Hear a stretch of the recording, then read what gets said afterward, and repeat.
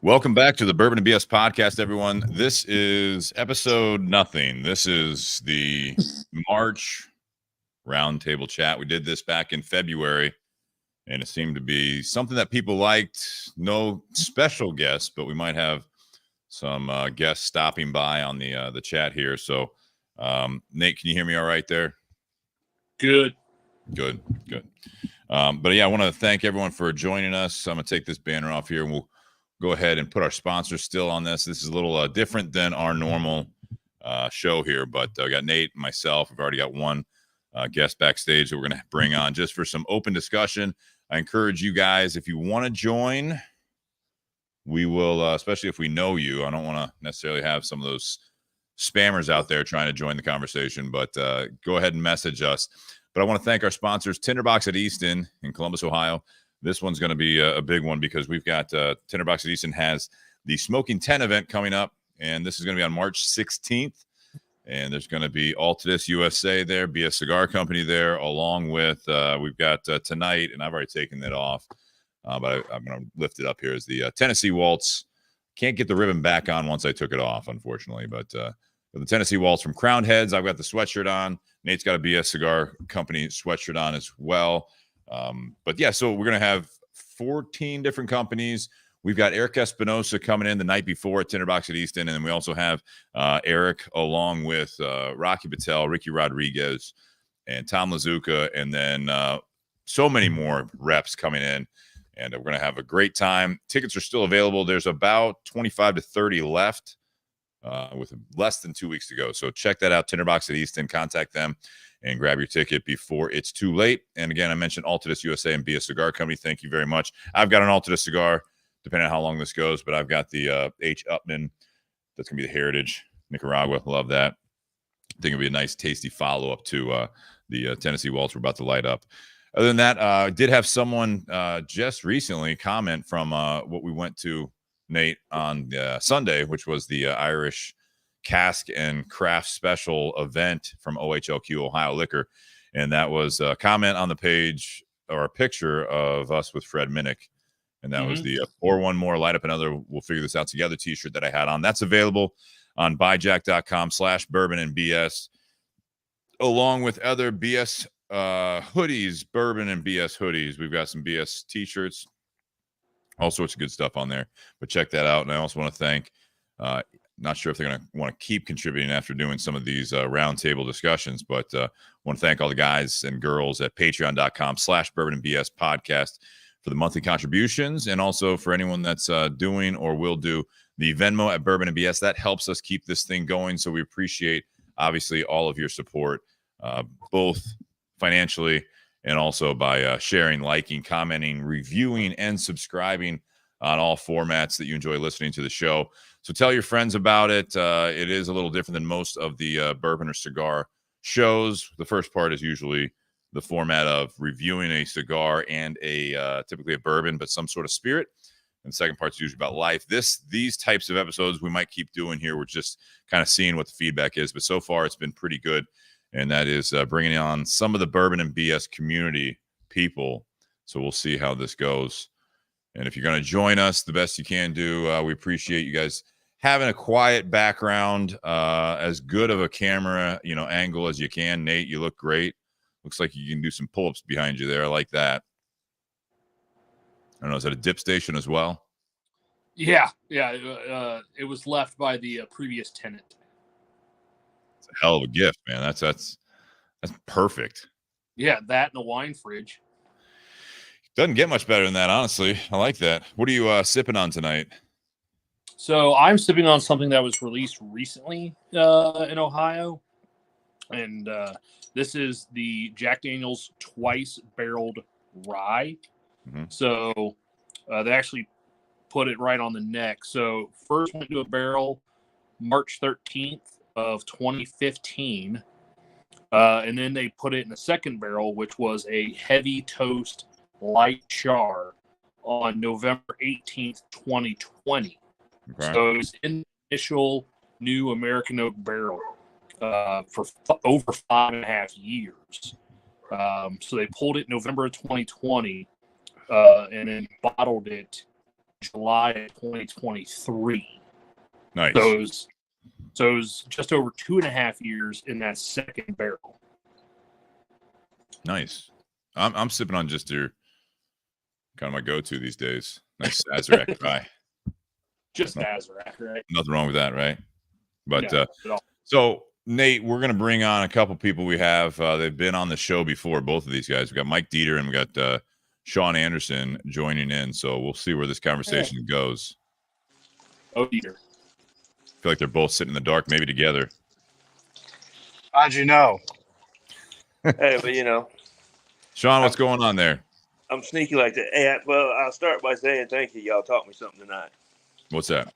How to use your camera? Mostly, yeah. Yeah. I had to figure out how all this high tech stuff works here, StreamYard and all that. It's pretty cool once it's working, though, isn't it? Yeah. Well, you know, technology's great if it's used the right way. Yeah, if it works, first of all, right? Well, there's that. See, it's rained all day here, so about this time of the night, generally speaking, when it rains that hard, the internet sometimes gets shoddy. Too many old trees fall over. Oh, that's no good. That's no good. Nah. And we got Mike Dieter down there as well. What's up, everybody? Mike, are you driving, Mike, or? I am driving home from St. Louis. Got it. So we're here to help Mike not fall asleep at the wheel. That's perfect. Oh, yep. This will keep me excited and engaged. Well, engaged maybe. I don't know how excited. Yeah, driving from St. Louis to where? Indianapolis. Well, no, ma'am, thank you. We got another special guest there. Nate, are you still with us? You look frozen up there. I don't know if your connection's bad or not. Yeah, I'm still here. I still see me. Okay. Yeah, you're a little choppy to us here. No, it's wet out here. Don't bring that out here. Okay. No, ma'am. Huh? Maybe it's the yeah.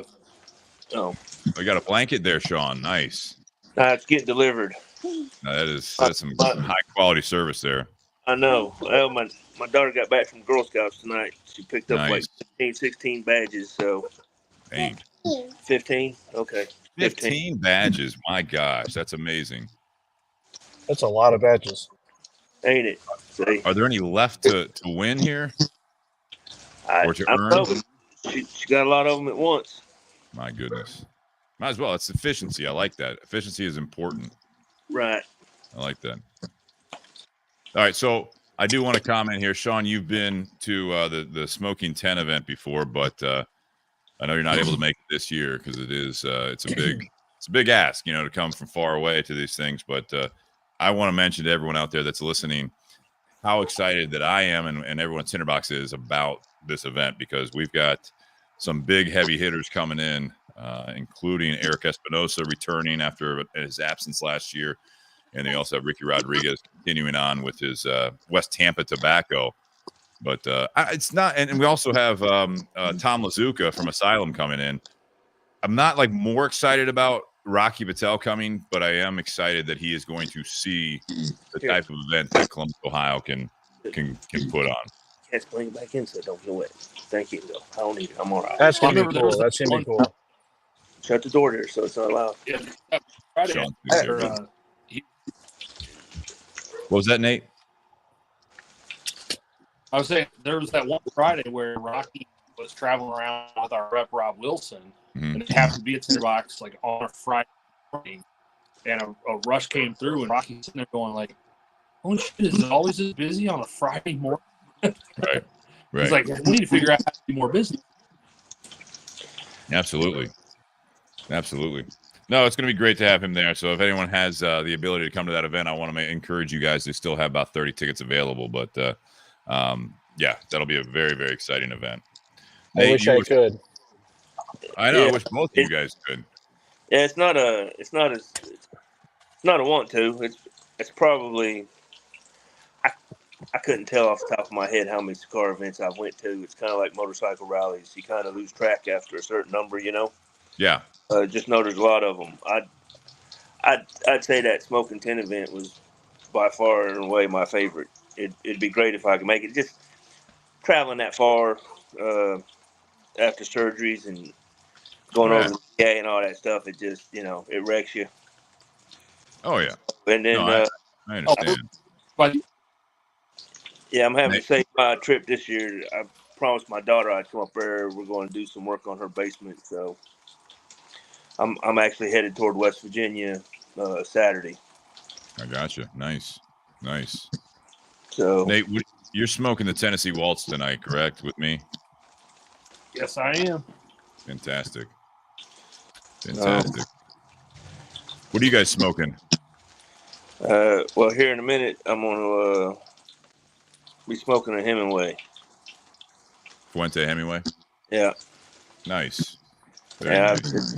I've like, well, that's one of them ones. And again, you kind of lose track how long, but I've been smoking those. I don't know how long they've been out, but I've been smoking them for a long time. They're never really let you down. And I like it. It's one of the 4 or 5 that I like to have when I'm drinking Old Forester Bottle and Bond. So I love a good Old Forester Whiskey Row series. yeah, it's hard to beat. Though I did see something, and I'm in the process of trying to figure out if I could get it to y'all, because it's a little different. It's I'm not, and it's not that I swear off blended whiskeys. It's just it wasn't really a big thing when I started drinking whiskey. So I'm not much into they're putting 5 or 6 different whiskeys together and then calling it something else. But there's I think it's called Heritage Distillery out in Washington or Idaho or something. There was a bottle I have there. not heard of that.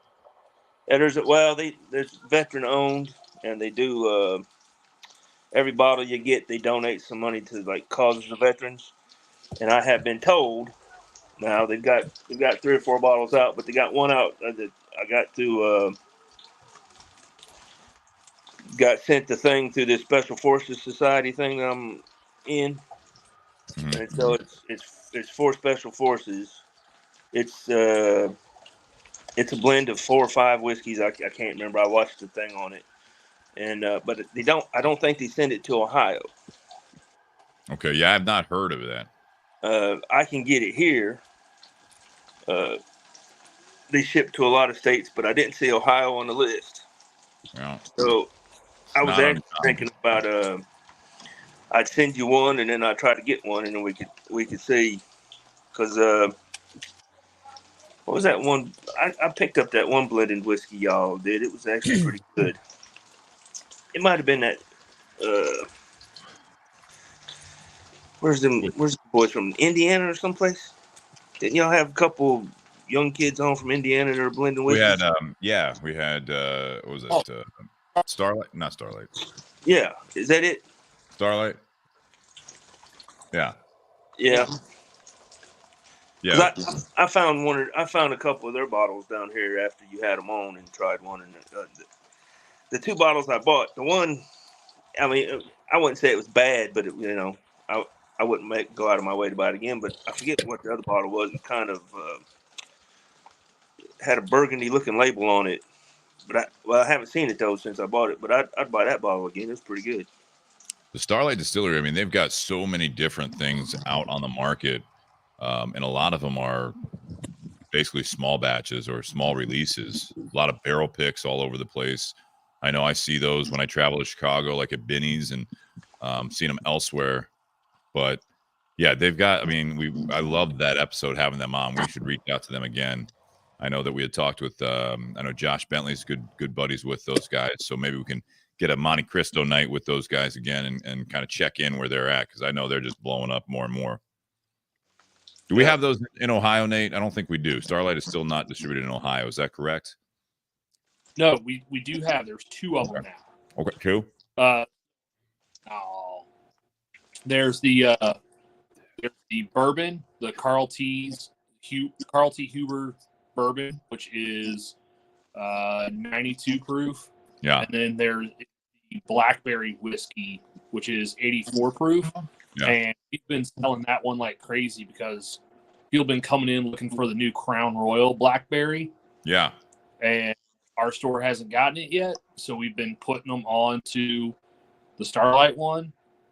And so we've been selling, I mean, three cases a week of that. What's going on here? There we go. I think that was Mike. Yeah, big difference. The Starlight black starts out as one that they then add that black drink to. So it still drinks kind of like a bourbon.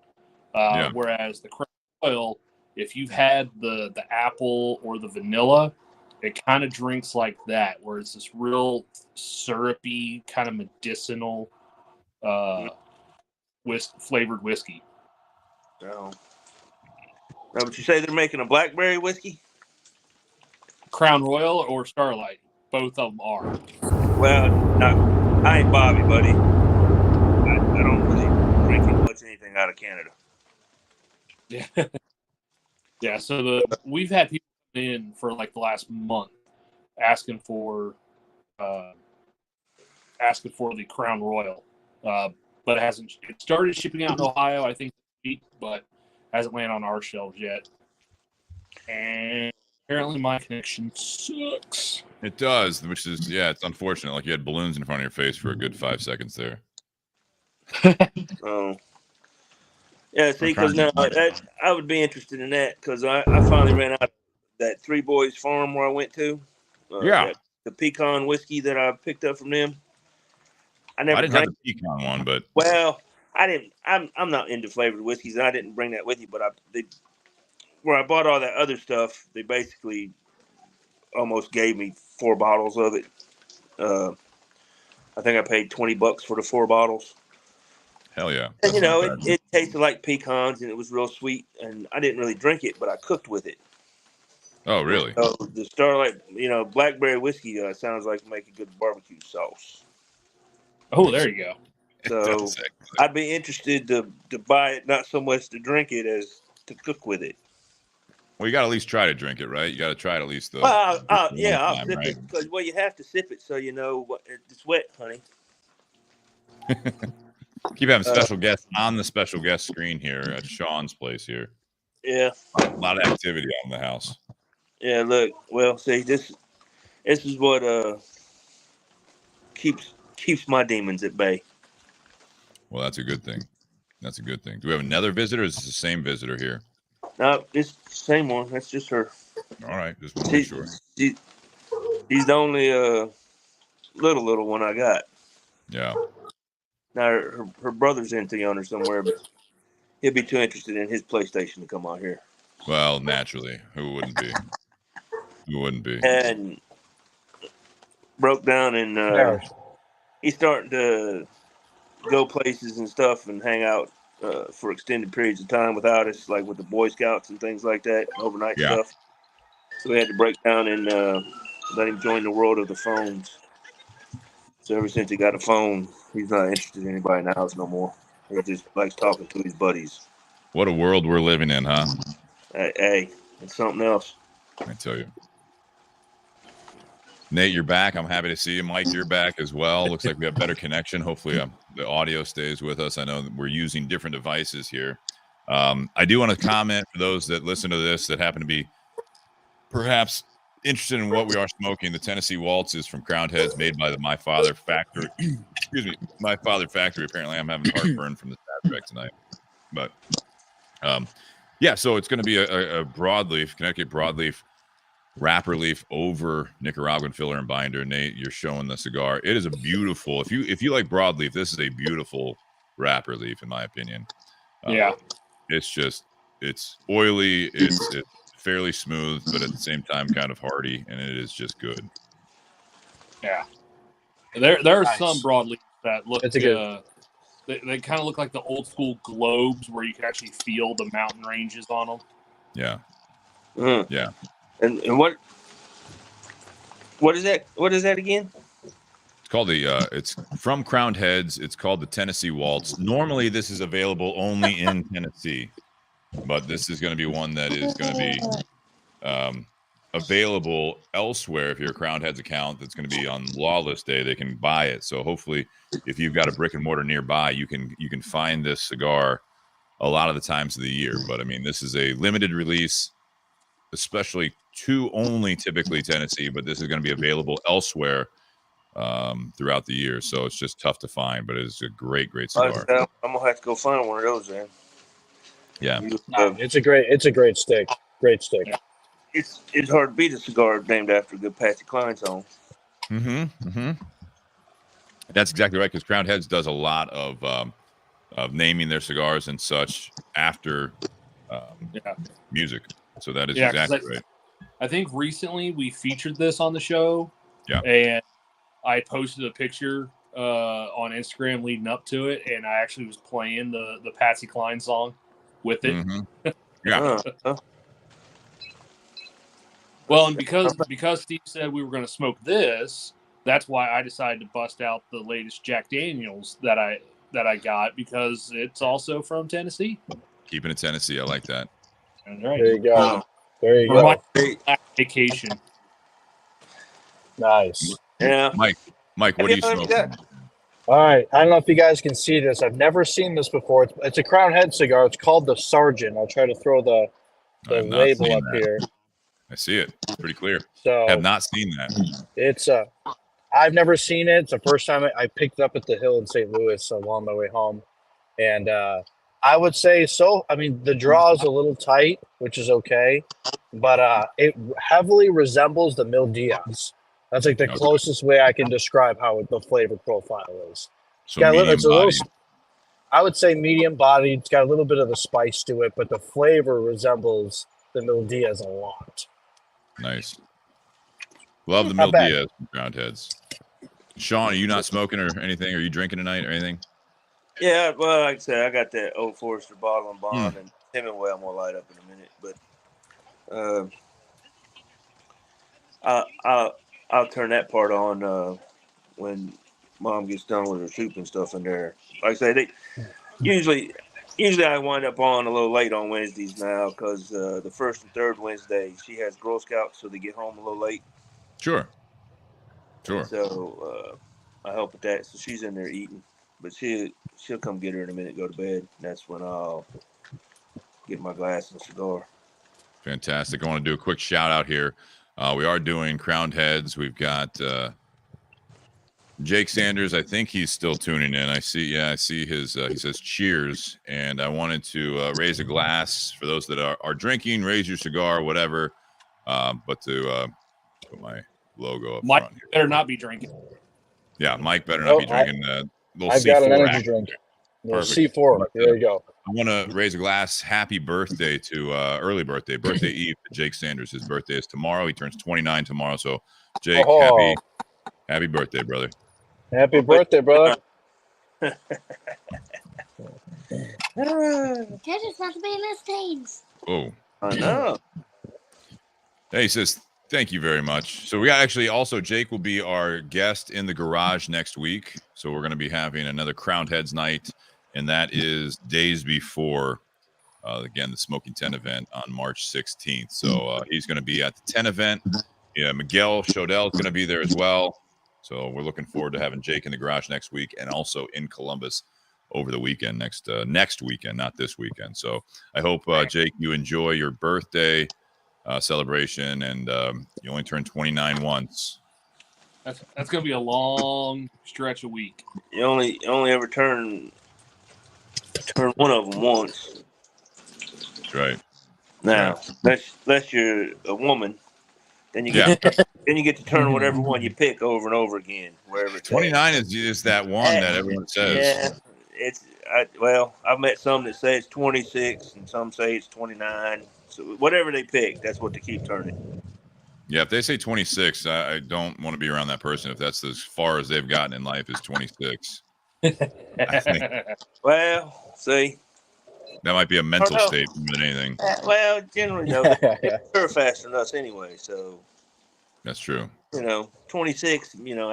I'd say that's on par for about when I was, I don't know, 36, 37. That's fair. That's Oh, fair. wow. That's a fair statement.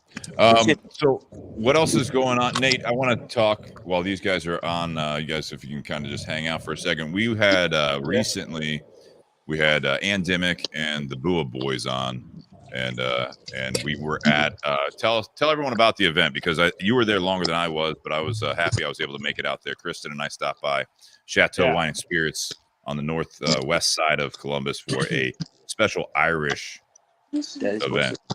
Yeah, so the state of Ohio recently released a bunch of new Irish whiskeys. Some of them hadn't been in Ohio before. A lot of these were single barrels, some were barrel proof, some were just special releases that the distilleries don't typically do. In February, there was an event that was for buyers, so bars, restaurants, retailers, stuff like that. And then this past weekend, there were 3 events across the state of Ohio: Cincinnati, Cleveland, and then Columbus. And so you had a lot of brand ambassadors, you had master distillers, you even had brand owners that were there. And so there were 20 different brands there, and a lot of them had multiple offerings, but they were at one point they were only pouring one of their products. You couldn't just go up to a table and go, "Oh, let me try all 4 that you have." It's not like going to a wine tasting. So you're tasting like one of their offerings, and then they had a whole section that the store had rearranged in order to put all the new product that was out there. So people were lined up early or getting in early. The parking lot in front of the store was packed. Behind the store was packed. 2 parking lots in the business next to it were packed. I mean, so people were having to park a ways away and crossing the street or whatever in order to be able to get to the event. And in the 2 hours that event went on, there were over 500 people. It's a great that turnout. came through that store. And like for the first hour, you could barely move because they had brands, on either aisle going down the side, because it's a wine and liquor shop. So they've got a ton of aisles, but you had going down the right side, going down the left side, and then all along the back of the store as well. There were a bunch of brands. And so people were just going up to them and, they were seeing which ones they wanted to taste, because you were only supposed to try 8. The way it was supposed to work, you had a sheet that had 4 openings, a water break, 4 more openings, and a water break. And you were supposed to hand them that sheet, and they were supposed to sign off on it. So that way, once you got to number 8, like no one else was going to serve you. Yeah, and that was not happening. You're paying 50 cents for these little thimble pours. So a lot of the brands were like, "No, I want my 50 cents." Yeah. I'm going to add someone else to the stage here. So, about time. Who we got? we got Ray Chester on here. Ray. Good morning. Good morning, Ray. Can't hear you guys very well. I don't know why it won't connect to my my We hear you speaker. loud. But I hear Sorry? you loud and clear. Yeah, you're loud and clear, brother. no, I know, but I tried to connect it to my Bluetooth speaker, but for some strange reason it doesn't want. Never mind. It's no problem. Welcome to the show. We're doing like I think you kind of tuned in. What was that? About a few weeks ago, a little bit. But yeah, just having an open mic. If you guys want to, if you are listening, share it. I did not share this to all the whiskey pages, the cigar pages, because this is more of a bourbon and BS community page type of a thing here. So, Ray, I assume. 50% connected to Raymond's S23 Ultra. Sorry. Oh, there you go. No, I mean we have your guest there. Can you hear us now? No, it's connected, but and for some reason I'm not getting the sound through the speaker. Never mind. You know what cracks me up too, though, is that this is funny because this seems like, when we're doing this, like stuff like that happens. And what blows my mind, and you guys tell me what you think, But like when you watch the news or you watch ESPN or all that stuff, this is exactly what is on TV right now. Is people with like bad connections, they drop calls, they do all this stuff. They're literally just sitting in front of like their iPad with their AirPods in or whatever like that. And it's just like, yeah, this is, post COVID, this is exactly what TV is now. Well, one of the big differences though is there's, a couple of technicians that all they're doing is watching individual feeds. And as soon as one starts to freeze, they're like, oh, connectivity issues, boom, boot them out. And they're talking into the newscaster's earpiece and like, hey, his connection's bad, we're kicking them off. All right, go read your script, go. And they jump forward and read the teleprompter. I don't know. I've seen plenty of them that they just kind of have these the exact same type of connections, and it's just like, I can't believe this is what some of these multi-billion-dollar communications and TV stations, and it's like they can't send their regular people a microphone. They can't send them like a little tutorial on how to do it. They're just like, no, we're just gonna wing it on AirPods. Yeah, AirPods and an iPad. That's it. Hang on, that's an idea. Let me try my headphones. You got it. That's what I had to do. On. What'd you say, Mike? Yeah, because I like to plug it into like Zoom calls and stuff. I can do with like my CarPlay, but for some reason, I don't know if it's just like this app or the website for the software, but like, it wasn't compatible with my speaker, so I had to throw in my AirPods. I mean, truthfully, they work pretty well for the most part. I mean, yes. I mean, I recently had to rebuy a new pair of AirPods because mine took a dump. So they're fresh and they sound great and way better than I usually. The last pair was ringing in my left side because 2 days after I bought the last pair, I washed them in the washing machine by accident. So I let them sit out and dry.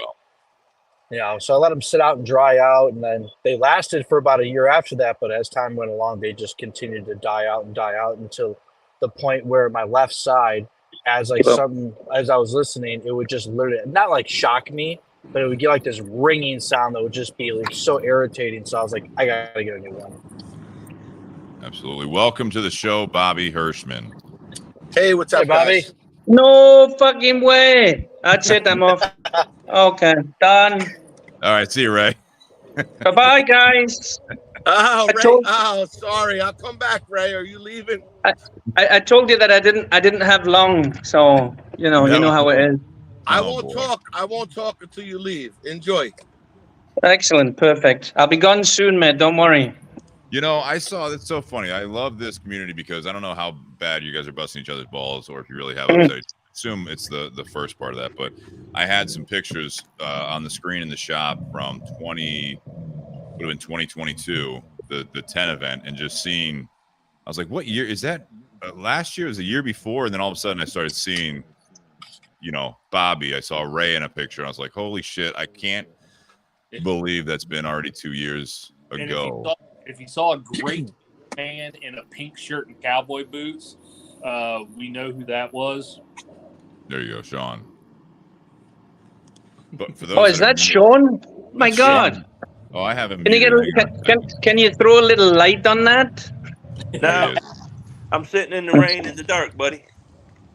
Nice. Yeah, time there you does go, fly, Bobby. Steve. That's the best you can see my face right there. I can't see your face at all. I'm talking to Bobby there. He's like, "Oh, if you go be on, I'll get on to see your face." Okay. Well, you think I want to see Ray? Oh boy, here we go. Well, Just kidding, Steve. I suppose it depends on what your aesthetic is. If if you're from the '80s, you still like them hairy, then yeah, I guess you like looking at me. Yeah. See, this is what was great though about that event in 2022 was you got these guys that in the comment section of all the episodes leading up to it were always busting each other's balls and getting into it with one another, and then they show up at the event and hugging it out and they're having a great time and best friends. Yeah, that's just because I'm not so brave when I'm standing in front of those guys. That's all. Oh, is that right? It's easy to do from 8,000 miles away, right? Yeah, here I was going to chalk it up to we grew up in an age where you wasn't offended by everything. That's also true. Also, in the realm of men, and I don't know why this has seemed to have changed. And if it has, maybe it hasn't changed, or maybe it has. I know that they don't do it anymore like we used to. But it was almost like a rite of passage. Like if you was going to be somebody that I had to work with, or I had to be around for any real reason as a man, I'm going to give you shit, and I hope you pick up the shit and give it back to me, because then if you do, I know that I'm all right with you around. If you can't handle me giving you shit and you can't give me some shit back, then see, that's somebody that suspect I have to keep my eye on you. Yeah, so there's a thing now called HR. HR. That's They don't like Yeah, but that's what I'm saying. Men really wouldn't give a shit because we wouldn't run tell HR. I wouldn't run and say, hey, Bobby called me a redneck cracker. It just would never happen, even if he did. Well, they'd have just told you to go back to work because Bobby was right? Probably. Well, you're not a protected class either. So. Steve, I don't even know who's talking, but I love it. That's Sean Anderson. Yeah. So I don't know what happened really, to tell you the truth. Oh boy, that's a rabbit hole right there. Yeah, a lot happened, and nothing good. That's for sure. Not in my opinion. Yep. Well, the good news is I feel like the ship is steering back slowly the other way, so we should. Oh, really? Whatever gave you that idea? Well, what happens when you overcorrect is that everything goes to shit, and people realize how much bullshit we were dealing with when everyone was overcorrecting, in my opinion. Yeah. Well, I'm telling you, you watch some of these millennials now that age bracket, and they're singing a fucking different tune. At least in this country, when no one can afford anything and everyone's blaming everything, and it's like, well, this is kind of what we're asking for when you're raising the wages of everyone to what is, quote, respectable. And then it's like, that's fine, but we all know that just raises prices for everyone, and it's just it's a frustrating situation. You know what I don't understand? I don't understand why. First off, well, this is what happens when you erase history, right? You're doomed to repeat it. They did this horse shit out in California like 30 some odd years ago, right? Some little town out there decided that everybody had to have like $15, $13 an hour, whatever the hell it was, ridiculous. And basically, they took all the fast food restaurants and little small mom and pop grocery stores and ran them out of town because they couldn't afford the overhead. And they do it, and you always dress it up and they make it sound nice. Well, we want everybody to have a living wage. Well, if your living is flipping burgers at McDonald's, you got bigger problems. Them are jobs for teenagers. That's for entry-level young kids to learn how to have a job. It was never meant for them. It's not never anymore. meant to live off of. Yeah. Well, unfortunately, life happens for a lot of people, and it is like to Ray's point. It's not all anymore. I mean, there's people working the jobs like that, having family of 4, with a couple kids or 3 kids and stuff like that. Right. So I mean. And for some of those people, it's their second job, right? So it's not just the school kids and teenagers and not anymore. I go into McDonald's now, and there's not a kid one working in there. They're all grown people. And, exactly, all grumpy old people, right? Now there's one down here. We got a restaurant called Pal's. We'll go by it. It still have young kids in there working. But there's another one called the Purple Cow, and I think everybody in there working is retired. Which, unfortunately, a lot of people can't truly retire anymore either. Are they hiring? Oh, yeah. The Purple Cow? Yeah, come on down. I'm sure they'll dress you up in one of them nice purple hats and stuff. It'll look good on you, right?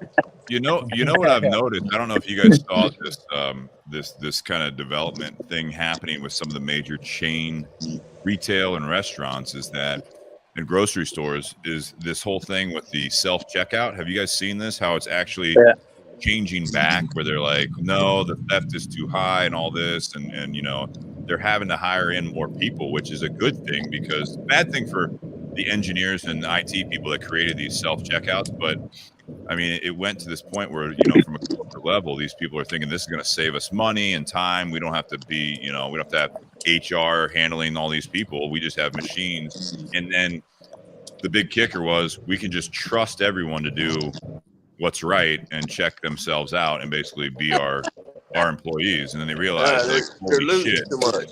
Like the last, too much. It's like you're losing too much money. Well, you can't charge me with theft if I make a mistake and don't charge for something that I'm buying, because you know what? I didn't go through any classes. I didn't get any training on how to do all this stuff. You just say, hey, check yourself out. Especially when you have a buggy with like 55 things in it and everybody's wanting you to go fast and all that, it drives me nuts. I seen in the last 3 months, and I hate to step foot in Walmart. I hate it with a passion. I won't go in there unless it's absolutely necessary.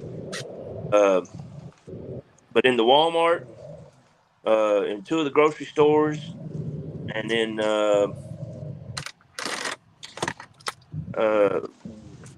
it was either Belk or J.C. Penney. I don't remember which one.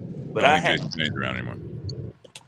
I seen asset protection agents on the floors in them. And I hadn't seen those people in several years. Well, they used to be back in the office. Well, yeah, but now they're out. They're out patrolling the doors and stuff. Like they're up front at the doors. Yeah. Let me ask you, Ray. With that, what do you have over there in Vietnam? So I was just going to tell you that. So it's obviously that we're a little bit way back on the curve compared to the Western civilized world. So actually, we are just starting to see certain retailers put those self checkout things in place. Actually, there's only one that I've seen so far, and that's a Japanese company, Uniqlo. I don't know if you guys know Uniqlo at all. It's Japanese apparel brand. So they have them, right? But it's actually super simple, right? You don't even have to scan every item. You just put your basket up on the checkout, and it scans everything in the basket. And just gives you a total. But this is a communist country with lots of people, and the deal here is to keep everybody working, no matter what. So yeah, I don't think that it'll really become a big thing here. I don't think we'll see it in the supermarkets and stuff for a long time. But yeah, I can understand why it's kind of creeping back to the old way there. But you talk about. I assume that Sean's talking about security personnel. I've been watching a bunch of stuff recently in the UK. I don't know what it's like in the US, but they have these crews of people that basically they enter a store, literally just run through the stores, stealing a whole bunch of stuff, and then leave. And the staff in the store all just stand around and allow it to happen because they've been told not to engage. And it's incredible. I mean, nobody does a thing, right? These guys run in, steal all the phones or laptops or whatever from the jewelry from these stores, and everybody stands by and lets it happen, and then they leave. Yeah. So it's Bobby want to say something there. Bobby, what'd you say? All right. No, that is the same thing in this country. It's awful. It's sad. You can just walk into a mall, just rob the watch store, pocketbooks, whatever, and even the armed guards, they don't stop you. Why are they there? Unbelievable. We've had some. So armed guards are there in case things turn violent against personnel. The reason why companies here tell their employees not to engage, not to do anything, is because if in that engagement that employee gets hurt, that employee can then file a workman's comp claim, and the company will still have to pay that employee for their injury and for their time off. They don't want to pay them. Well, Well, I've that's heard well, different parts of that though that's too. very sad. That might be, but just ordinary people don't want to help out no more. But you can't. Yeah, nobody. But Yeah, you you know, you watch watch. some of That's those. like what's with these knuckleheads running around shooting videos on YouTube, walking up like punching people. Yeah. Right. They're just Well, All punks. for likes and all that. You know, they're punks. Right. That's all they are is punks. But no, that's no one's what's punching getting back. people attention. Right. There And was so there was nobody. 8 high school kids today in Philadelphia That was waiting shooting. for a bus. Waiting for a bus. 8 between the ages of 14 and 17 that were all shot. Yeah. Waiting for a school bus.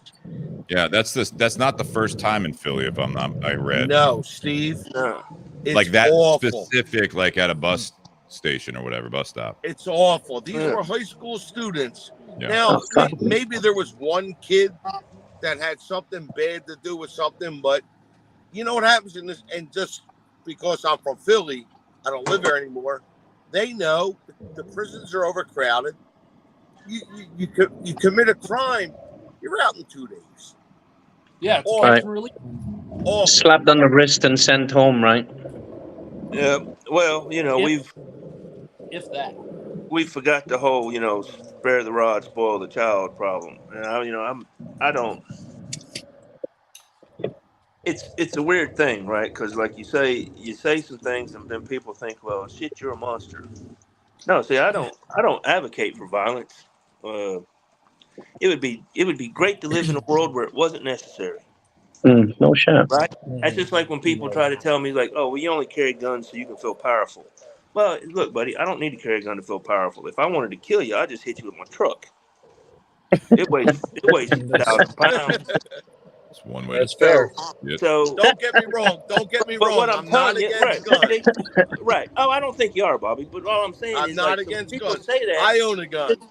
Yeah, what I tell them is like, look, if you could have a crystal ball and show me unequivocally that my family would never be hurt, nobody will ever try to break into my house, nobody ever try to steal my car while my kids are in it, then melt them all down. That's cool, no problem, because people aren't going to be The violent. only time I would ever use my gun, you fuck up my wife, my family, my kids, and my closest friends, then my gun comes out. Well, That's other the than only time that, it come out. and it's very Well, rare where I live. Yeah. Well, So that's you know, we, There you go, it's ahead. kind of tying in both of these things that you guys are talking about. You've got a generation of kids that have grown up in fatherless homes, no discipline, no structure whatsoever. Everyone caters to their need. They can get away with whatever they want, and if someone, wants to start something with them, like you've never been in the mouth, or you've never settled a fight in the after school in the parking lot or on the playground. Everyone just walked out. There's no consequence, and so now they do like this. That's what happened at the Super Bowl party.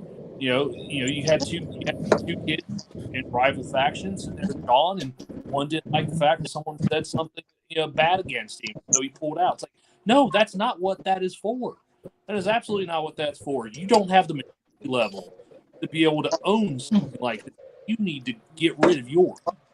Well, see, that's like you got people, and I just don't know what happened to like critical thinking, like people being able to use their brain anymore. Like I watched some lady on, and I try not to watch the news, but somebody sent me the clip, and she's on there talking about, well, if you think your rights come from God, you're the problem. They come from the government. Well, if they come from the government, they're not rights, they're privileges, and they can be taken away. Right? I've never understood the whole punish the. I was never into that. When I first went in the Army, that was a big thing. One kid messed up, by God, all 55 of us were in the pit. Right? There's accountability. Yeah, that put a lot of pressure on everybody not to F up. So, but I think, going back to the original part of, like you were saying, Ray, in the UK, a lot of these things where like groups are going in and basically looting. That's what's happening with these. Yeah, that's what they're doing, right? It's organized. I will say from what I've seen and what I've, I think it's pretty apparent, at least in the US, there's actual thinking there, Sean. There is critical thinking. The problem is that it's being done by people that know that they can get away with this a vast majority of the time, because no one's actually holding them accountable, like in person in the store, because they're literally trained not to do that. Like there's actually been, I know there was Steve, beyond the people in the store not knowing they can't do nothing, they know they're in a political area where they're going to let them go.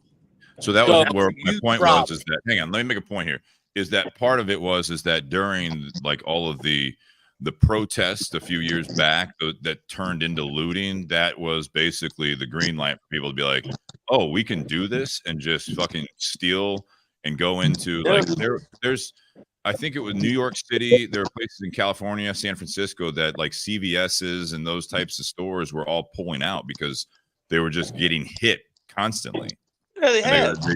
And so it's like these people, the thieves are actually not that dumb. They're pretty smart. They know they can go and do that. And just go ahead and now don't get it wrong. I'm not talking about the thieves not thinking, because they're taking advantage of the system they find themselves in, which is what criminals have done throughout history. Prohibition, great example, right? Yeah, We created a dumb law, and people that had money and some smarts said, hey, you know what? People are going to break this law. Let me get in on it. And so without knowing, right, good intention, like we're going to stop everybody from drinking, and basically they funded the mob.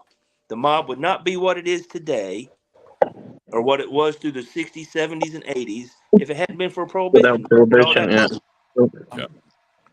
Because you can't do some things without money. I'm just talking about like the regular people. Like you see these people like talking, and I do agree with no fathers in the homes. People don't understand how important it is, because somebody's got to teach you to have some respect for other people's property and life, right? That's just like when people tell me that like the mass shootings is a gun problem. Well, I got plenty of guns, and not one of my guns has ever managed to walk out the safe and go shoot nobody. It's a people problem. Statistically, when you look at what the definition here in the United States of a mass shooting is, changed 10 years ago. It used to be single shooter and at least 4 people dead. That was the criteria. Now it can be numerous shooters, 3 people injured. No one even has to die for it to count as a mass shooting. So when you actually I don't get your point, Ned. Are you saying that that's wrong? It's just. I'm sorry. If somebody pulls out a gun and waves it around and shoots at a bunch of people, that's a mass shooting. It doesn't matter how many are killed or how many are injured. It's a mass shooting, right? Don't soften that, right? That's not a good thing, right? No. What I'm go saying. ahead, finish, Nate. I agree with you, Ray, on that, but go ahead, Nate. Finish. Ray, I'm 100% on your side there. If you map where mass shootings are taking place and the people who are committing them, over 90% of them are drug and gang related. Still a problem. So the media here, whenever wait, a movie theater in Phoenix, Arizona is drug related? Not all wait of a minute. Good piece of them. I got it. I don't ever. A movie theater in Arizona? I said no, that's not drug related. Not hear that part where I said over 90%? Well, no. Now that one that's in that mall that nobody said was drug related wound up being gangs retaliating over turf over drugs, but they just happened to catch them in the mall, so that's where they shot them, and also shot up those innocent people. But what I guess I'm trying to get at, and to help Nate out to belabor the point. Now, see, so for 9.5 years, I went to all these school safety seminars when I was working with a badge, and I went and listened to these people talk, and all these people said stuff. And gun ownership. Like, see, if you're gonna talk about it, let's talk about the actual facts and what's real. Now, I don't think anybody should pull a gun out and start just shooting around anybody. You can call that whatever you like. Call it a mass shooting, whatever. That's dumb. But what I'm saying is that gun ownership in America over the last 50, 60 years has really never changed. It's gone up, but we've always had guns, right? When I say like deer season. When I was a kid in school, I got to miss a week of school for free.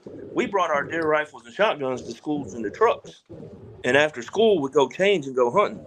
Not one of them guns made it into the school to shoot anybody, because none of us ever thought that, oh, life sucks so bad, and this is so, I'm so alone and I'm so isolated that I think it's a good idea to take a gun in here and shoot up a bunch of people that don't have nothing to do with it.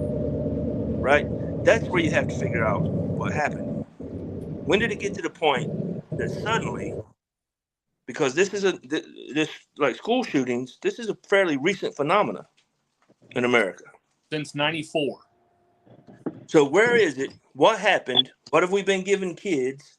What has happened to them to make them think that that's the answer to their problem? All right, you shoot first with the answer there. No pun intended. Well, see, see, now this is what I'm trying to say. I ain't a real smart guy. I'm just some old country boy and a grunt. But I'm saying I know where the problem lies. But now solving that problem is something else. I mean, you can look at all kinds of things. What is it? Well, kids today are certainly more heavily medicated than we were. Kids today, only certainly. If the parents let them. When I was coming up, I think my mom told me I had 9 vaccines. Nope, 10. I still had a polio vaccine. I still got the scar on my shoulder. I got a polio vaccine. That's a pretty good one. I think the polio one's pretty good. Yeah, but 10. Now we're up to what? There's like 123 before kids are 11. Really? So what are we pumping into them? And then That's true. you have all this. I can't fact check that. Anyone wants to fact check that? Go ahead. Yeah, well, that's all. I mean, that's all conspiracy. I know it's more than tripled. It's some ridiculous amount of number now. Like I seen somebody say it was 160 something. I can't believe that. It's only if the parents let them do that. Well, okay, but so like for like Kaylee to go to school, I've put her in pre-K, kindergarten first. She's had 16 that were mandated to be able to go to school. Well, that's 16. That's already 6 more than me. Change schools. Okay. Not always, it's not always easy if you're going to public schools there. Well, where we live it is, but yeah. Yeah, well, see, I'm in a little rural area, Bobby. We don't have that kind of choice down here. I mean, I got Kingsport City and Sullivan County, and the thing what is, are the vaccines you're talking about? I know of measles, mumps, right? You got the polio one, which again I think that was a pretty solid one for most of the world. Well, I could put up the list if you wanted me to. I mean, yeah. Well, but then but here's the difference. Those vaccines had been worked on for years and years and years. Sure. And then so riddle me this, Batman. And again, I'm not trying to get into the COVID hole. And it was COVID bad, wasn't it? I feel bad? like that's where we're slipping into that hole. There. No, but I'm just saying. So, but okay, so this is the kind of critical thinking I'm talking. So when people hear last week the CDC says, well, we've changed our COVID rules, treat it like the flu. Well, no shit. That's what we've been saying since it came out. But all right, treat it like the flu. And then 2 days ago, the director of the CDC gets out and says, well, we're going to have a new COVID vaccine in the fall. Make sure you take it. So that's in 3 years. That's what? Between the vaccines and the boosters, that's what, 10, 11 shots now? Well, yeah, that's different. That's not a new vaccine. That's just they are treating it like the flu. They're just it's so polarized with that stuff because like the flu vaccine's been around every for years. You take it every year. I mean, many years. Yeah, but the flu shot. Remember when the flu shot came out? Everybody was suspicious of that. They were suspect, and they worked on it and worked on it and worked on it, and finally they got it to where it works pretty good. So I don't have a problem taking the flu shot. But these shots they've only been around for a couple years. Well, last time I got the flu shot, I got the COVID.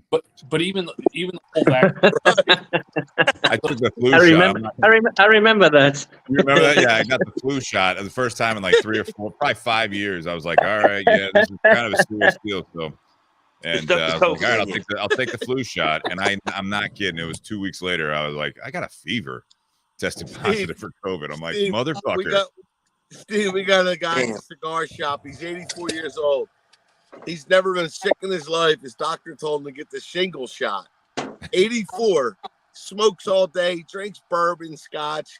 He got the shingle shot last year. Guess what he got? Shingles. Awful. He was so sick, the poor guy. So these Is he shots, okay? you know. So I still believe that you should have a family doctor that knows your history and your family's history, and you and that person should sit down and decide what you should and shouldn't take.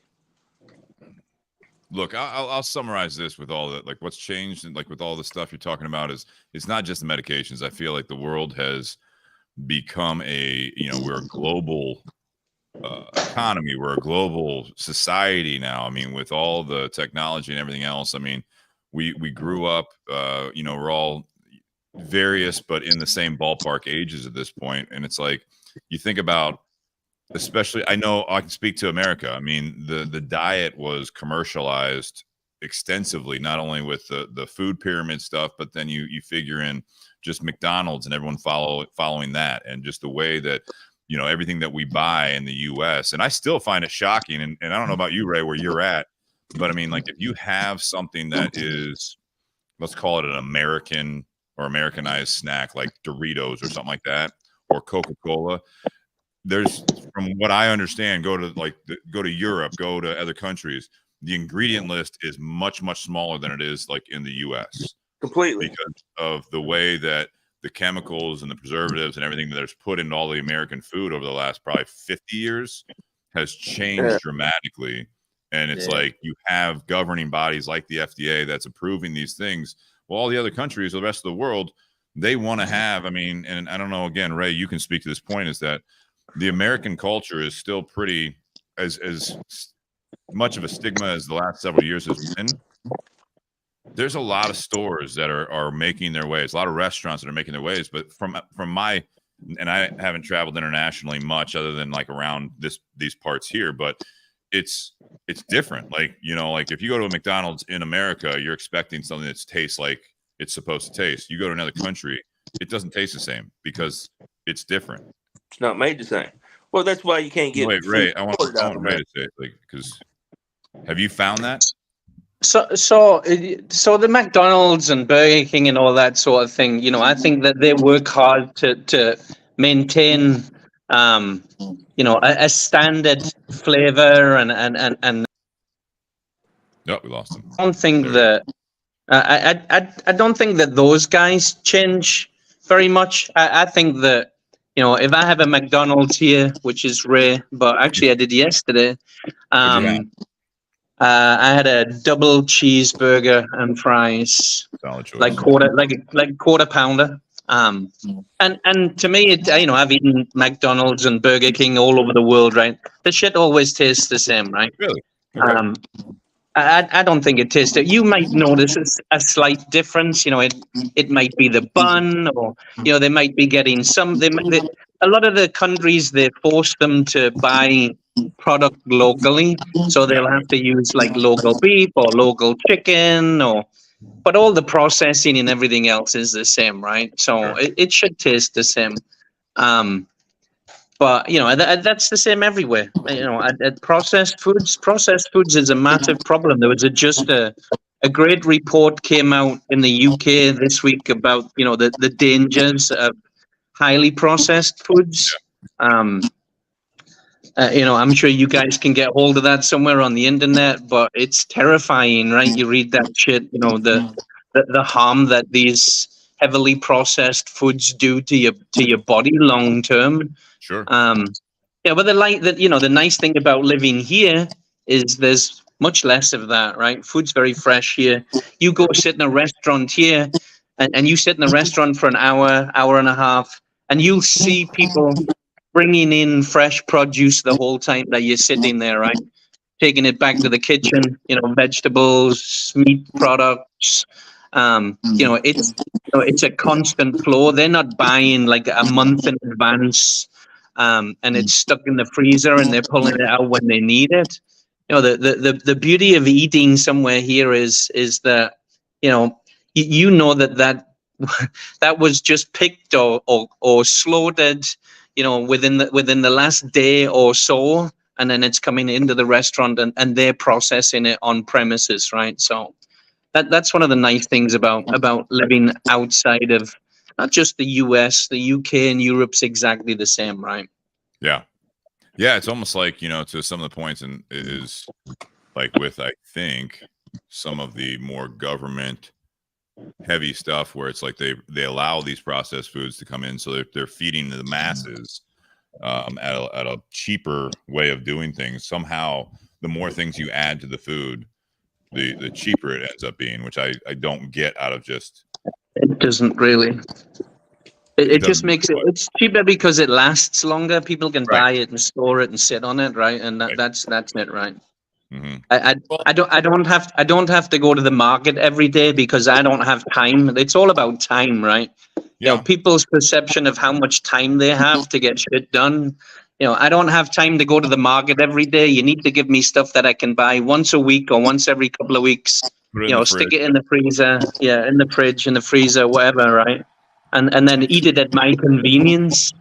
That doesn't happen here, right? Even here at home, Jen will go down to the market every morning, right? And she'll buy vegetables. We don't buy vegetables and keep them for a week or weeks on end, right? It's every day. She'll go down. This is what we're gonna eat today, right? So it's just it's people's perception of the time that they have and how they want to utilize it. That's what it's all about, right? Preservatives were invented to save people time. Or you can buy it once a week, once a month, and stick it in the freezer or stick it in the cupboard, and it'll be good when you need it. Yeah. That's the thing that blows my mind, especially the stuff that you keep in your cupboard, right? So the snacks, the things like that has like expiration dates that's like 2-3 months from now. And you're just like, that doesn't, like when you say it out loud, that shouldn't be the case, right? Yeah. Like you shouldn't be able to just put something room temperature that's edible and it just sits there. And keep it for 3 months. For 90 days. This is, and that's not even this is going to kill you. This is the best used by date. Yeah, best before date, right? Yeah. Yeah, exactly. Yeah, you could probably keep it for 3 years, never mind 3 months, and still eat it, right? Mm-hmm. Yeah, well, you know what to say. A Twinkie will last as long as honey. Yeah. There's a lot of stuff though that we still put into our foods or different products that we still have on the shelves here that in a lot of European countries has since been banned. A lot of the food dyes are banned. Gatorade is banned in a lot of European countries. Pringles. There's a shit I love Pringles. Nothing wrong with Pringles. Don't be dissing on Pringles. They're not even potato chips. They're potato products. Because they take the potato, they boil it, mash it all up, and then create something that's a potato snack again, right? Yep. Well, anyway. And that's another thing I think is partially an issue when it comes to our culture and diet here in America. It's not just like what we're eating, but also like how much are we eating. I don't remember my parents, they were growing up, they had their 3 squares. They weren't sitting there, eating a bunch of snacks and chocolate and chips and a bunch of crap in the middle. In front of the TV. Do what? In front of the TV, getting plenty of exercise. Well, and that's one thing I've noticed. Like when I'm at work and I'm on my feet all day, if it's a busy day in the store and I'm running around helping customers or stocking shelves, when I'm busy and I'm burning more calories, I don't feel the need to eat. When I'm standing still and it's a slow day and I'm bored, for some reason. Of course, that's normal. Your mind's like, ooh, what can I do? That's normal if you're standing still. Very normal. I can stay busy for 12 hours a day and eat nothing but drink water. But when you're sitting still, your mind runs. Anyway, listen, guys. Sorry to interrupt you, Bobby, but I've got to go because I've been sitting for half an hour and I need to go eat something. Right. Actually, I'm going to meet a friend and I'm actually preparing. We've got friends coming in from Australia tomorrow. Arrive at 5 a.m. tomorrow morning. So that'll be cool. It's an ex-high school, my best friend all through high school, and I haven't seen him for about 30 years, and he arrives tomorrow morning. So Well, enjoy Nice. that Oh, time, that's Brad. awesome. We appreciate you Enjoy. joining us tonight. shit is gonna happen. It's gonna be a good week. All right, Good. post Hey, some we will- pictures. We I miss will you, definitely. Ray. We'll miss All you right, at the guys. event for Good sure. No, I'll be watching on the event. I love that shit. I'm really sad that I can't be there this year, but never mind. All right, brother. Never mind. Good All right, seeing you, Ray. guys.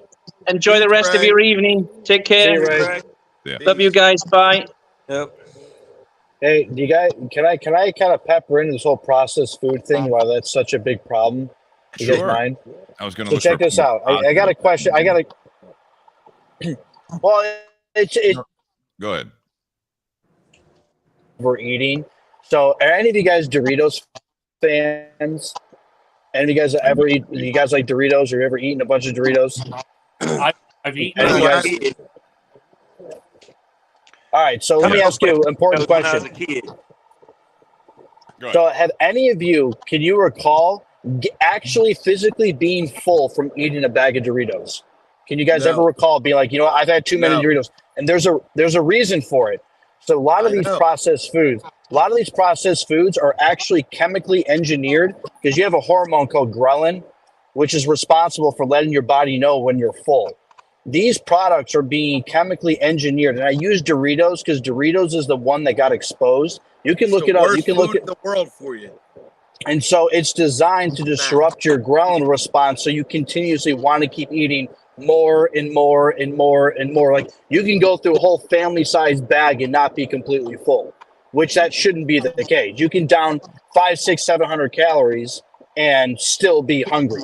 So a lot of these processed foods are chemically designed to make you want to eat more and more and more. So you go and you buy more. That's one of the big leading causes as to why a big factor with obesity and things like that, because people are overeating because these foods are being designed to make you want to eat more. Of course. I agree 100%. Well, it makes Yep. sense to me because too, when you look at those, like the Gatorade that like Nate was mentioning earlier, like the Gatorade and, you know, like all these now, the electrolyte drinks and stuff like that, the whole engineering behind that is to make you want to drink more. So like all the stuff, like again, like the Doritos, all these high sodium, you know, types of products out there, even the fast food, the processed foods, super high sodium. You eat and eat and eat because all of a sudden you're just salivating. You need more. You need more. You need more. And then at the end of it all, you feel like shit. Yep. You've taken in too many calories and you're full of sodium and you're holding water at this point. Yep. Hey, you know, I don't know how factual it is. I haven't really dug into it much, but I've seen several places before in the past. Like, 'cause I used to be a big believer in like Gatorade or Powerade or stuff like that. You know, I've seen several studies where people say you get just as much out of putting you a teaspoon of salt in your water and Yep. drinking it. Yep. I do that all the time. Yeah. So, you know, and that was the other thing besides medicines. Like when you get into kids today, I was going to say, you know, and then all of our foods have changed because now the seeds have been taken over and been genetically modified. It's like I can remember when I was a kid walking through my grandparents' garden, I could pick a tomato, sprinkle a little salt on it, and I'd eat it like an apple. Tasted great. I walk into a garden now, I haven't found a tomato in 10 years that I'll eat raw off the vine anymore. They just don't taste the same. Even if it's the same, a beefsteak tomato that my grandmother grew doesn't taste like the beefsteak tomatoes that you get today. Sure. I guess it's where you live because we get great ones here in New Jersey and Pennsylvania. Well, maybe that's it. I should have stayed over there in Virginia, I reckon. But no, they're not. They just don't taste the same. Not to me. All right, let's shift gears since we have you guys all on here. We got the big event coming up. Obviously, we talked about for the cigar event, but that's kind of like a big Super Bowl. It's the big new year for us.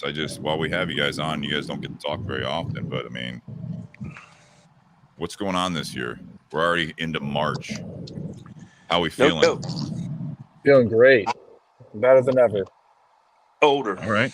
Yeah, Bobby? older too.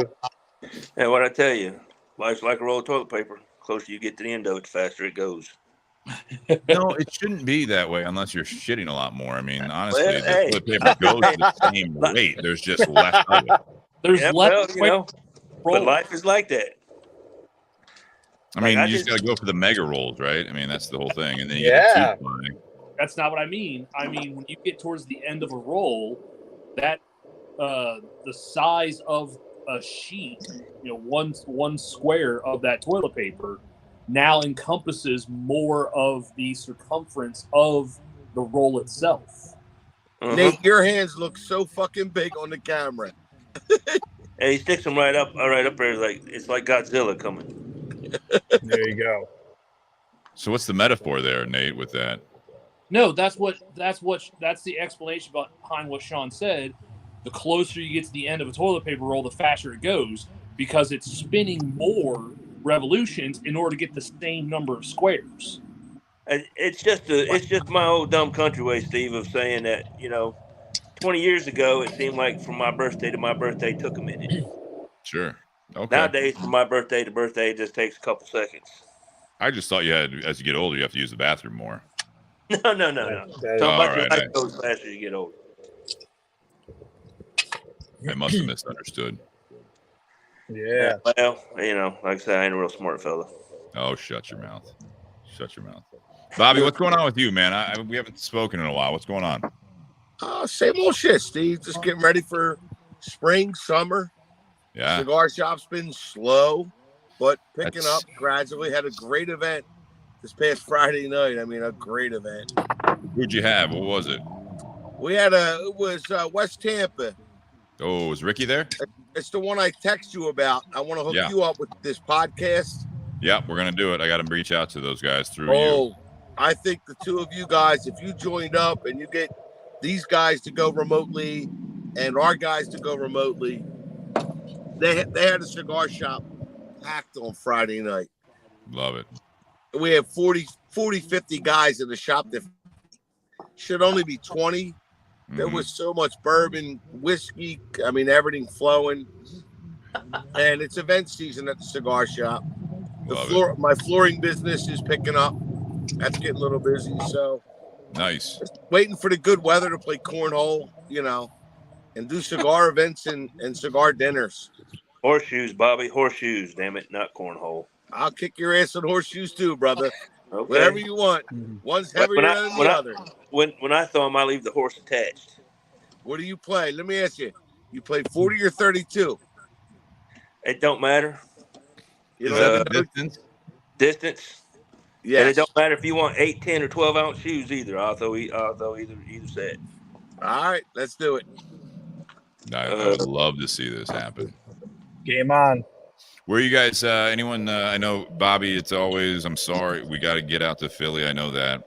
You've been out here several times. No. No, we want to. Are you guys, anyone got any trips planned? Well, like I said, I'm leaving Saturday to go to my daughter's up in just below Morgantown, West Virginia. And so I'll be there through the following weekend. She's remodeling her basement, so it's been like a work in progress. Yeah, only trips I have planned coming up are Jersey Shore, which you've seen all that, Steve and Nate. You've seen that shit show a million times. What's that? You have a place out there? Yeah, it's down in the North Wildwood, New Jersey. We go there a lot. I know, but do you have a place or do you Airbnb? No. I stay at a buddy of mine has a motel there, really nice pool, cigar deck, and one of my best friends has a house. We stay there a lot. Oh, good. You know, I think Bobby just figured it out. Oh, there shit. You go. I forgot about that stuff. That's where the downfall of young people started. Jersey Shore. That stuff. Well, stop watching the TV show. We go to the Jersey TV. We don't call it the Jersey Shore. Yeah, I forgot all about it. No, my son, stop watching those fake dagos. No joke. My oldest son had me watch, I don't know, 10 minutes of it. He loved that thing. And I'm watching. Tell him he's misguided. And he said, I'd go on there and do that. I said, buddy, if you got on there and acted like that, them cameras were watching them sneak around in green would see some big dude with a stick coming in and actually wear your ass out. Because if you go on there, you better make sure you don't use my name. Listen, like I said, that Jersey Shore show on that thing called MTV that don't play music anymore. That's not what we do. Right. You know, I was on a plane with Paulie D back in 2012, and I can tell you, it was I was a little excited. I mean, I wasn't a huge fan of the show, but man, that guy was not friendly whatsoever. No, it's got he more hair. Imagine. He had more hair product in his head than everyone on this show's wives or girlfriend has. That's exactly what it was like on the plane. Like, just looking at it, it was kind of like, it almost didn't look real in person. Don't light a match near him; he'll blow up. He'll be like a giant tiki torch. Exactly. See, whatever happened to the day of, like, Exactly. you know, when you have more hair product than the girls, they're not going to shag you. What happened to that day? You Did know? Steve leave? I think he had to reset it for a second there or something. Yeah. And by the way, just as a heads up, I know I kind of disappeared a few times. If I do again, it's just because I'm driving kind of like in the middle of nowhere between Illinois and Indiana, coming back from St. Louis. So if I drop out, I'll jump back in when my service gets better. There's not a whole lot down there. Yeah. No, it's a very boring. At least you ain't on I-70 in Kansas. Oh, I've been there. Don't worry, brother. I only bought one cigar for the ride, and I'm ready to pull home. So, I got Steve, Nate. By the way, I love these remote shows.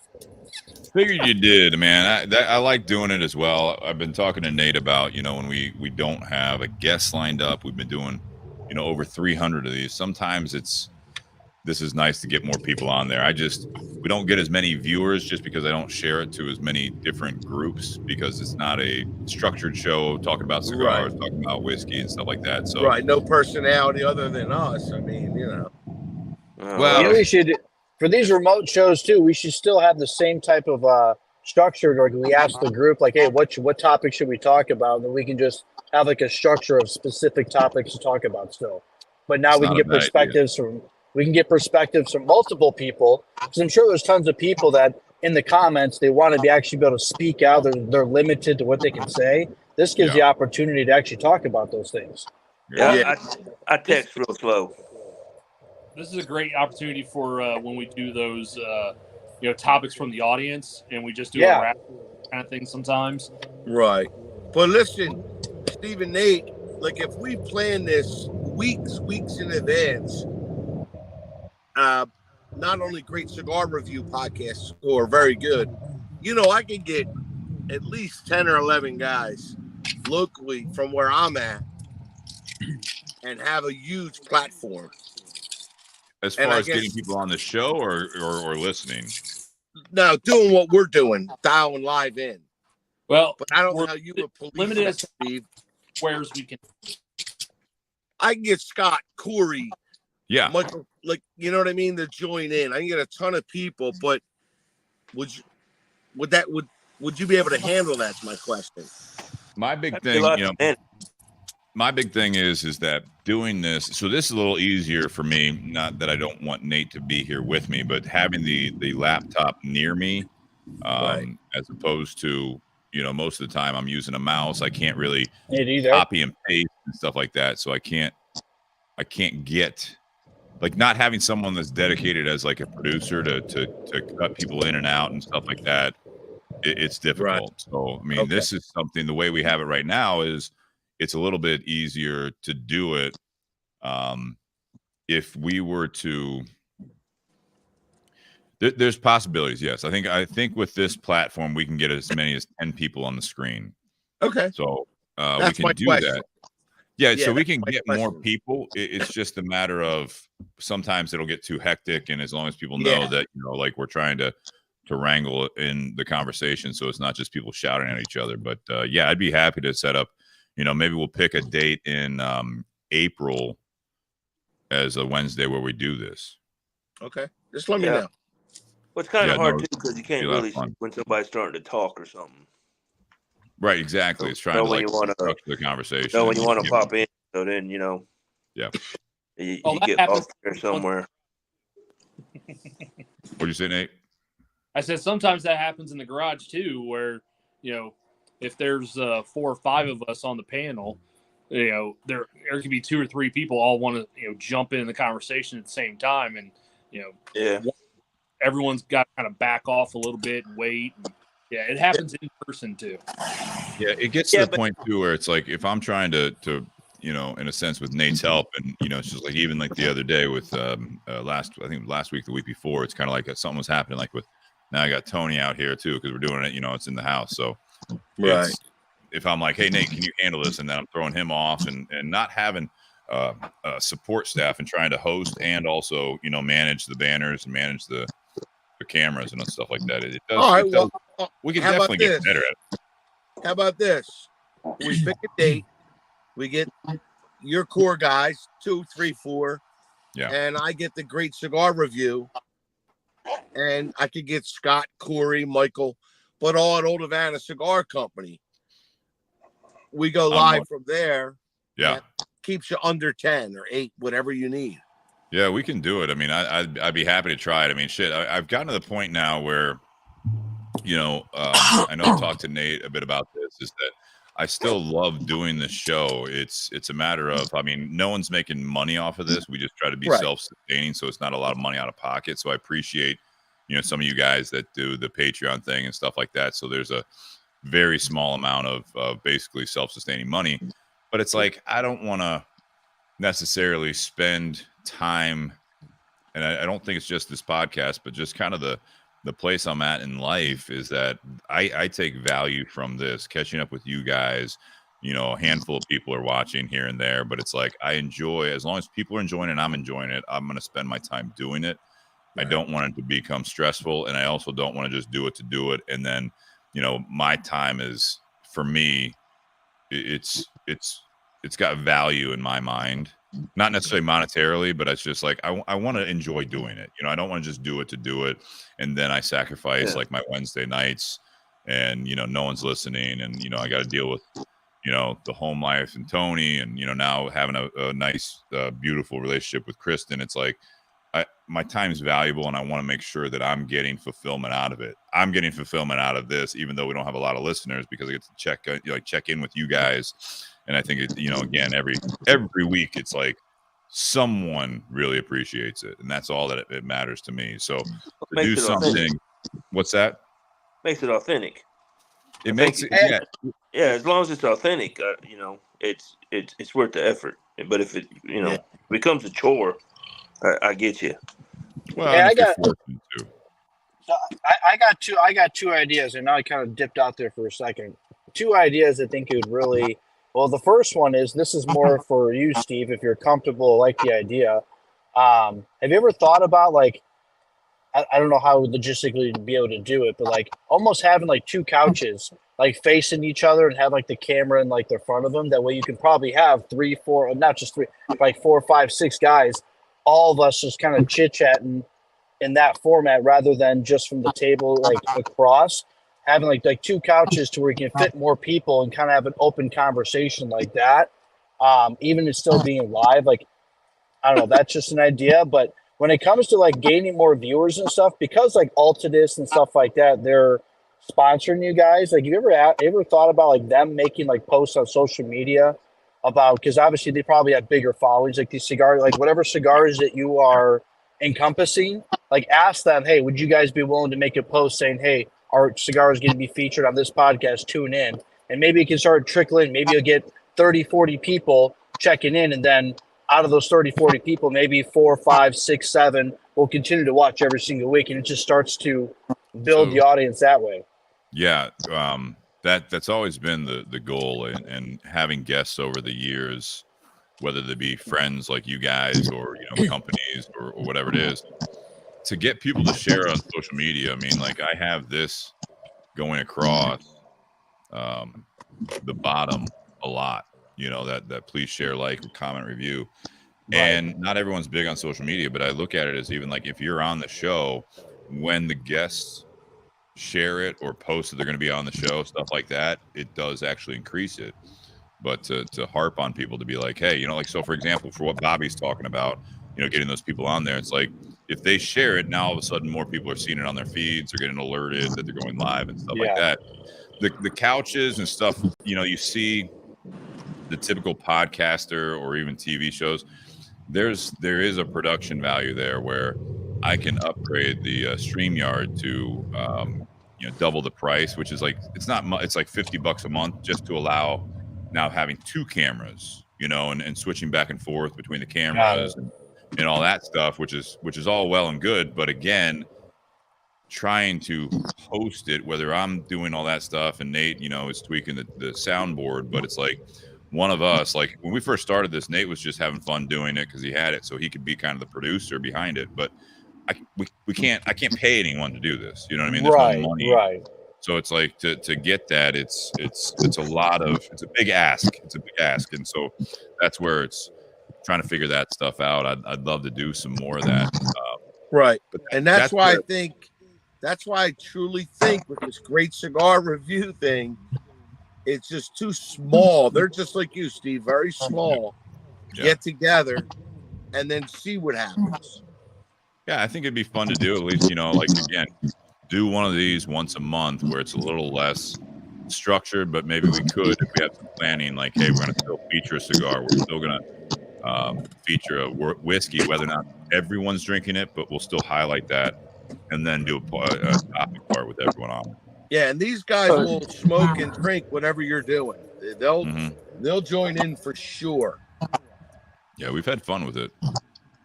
Yeah. We've had fun with those types of episodes. Well, you need to try to, you gotta get lucky and catch lightning in a bottle sometimes too.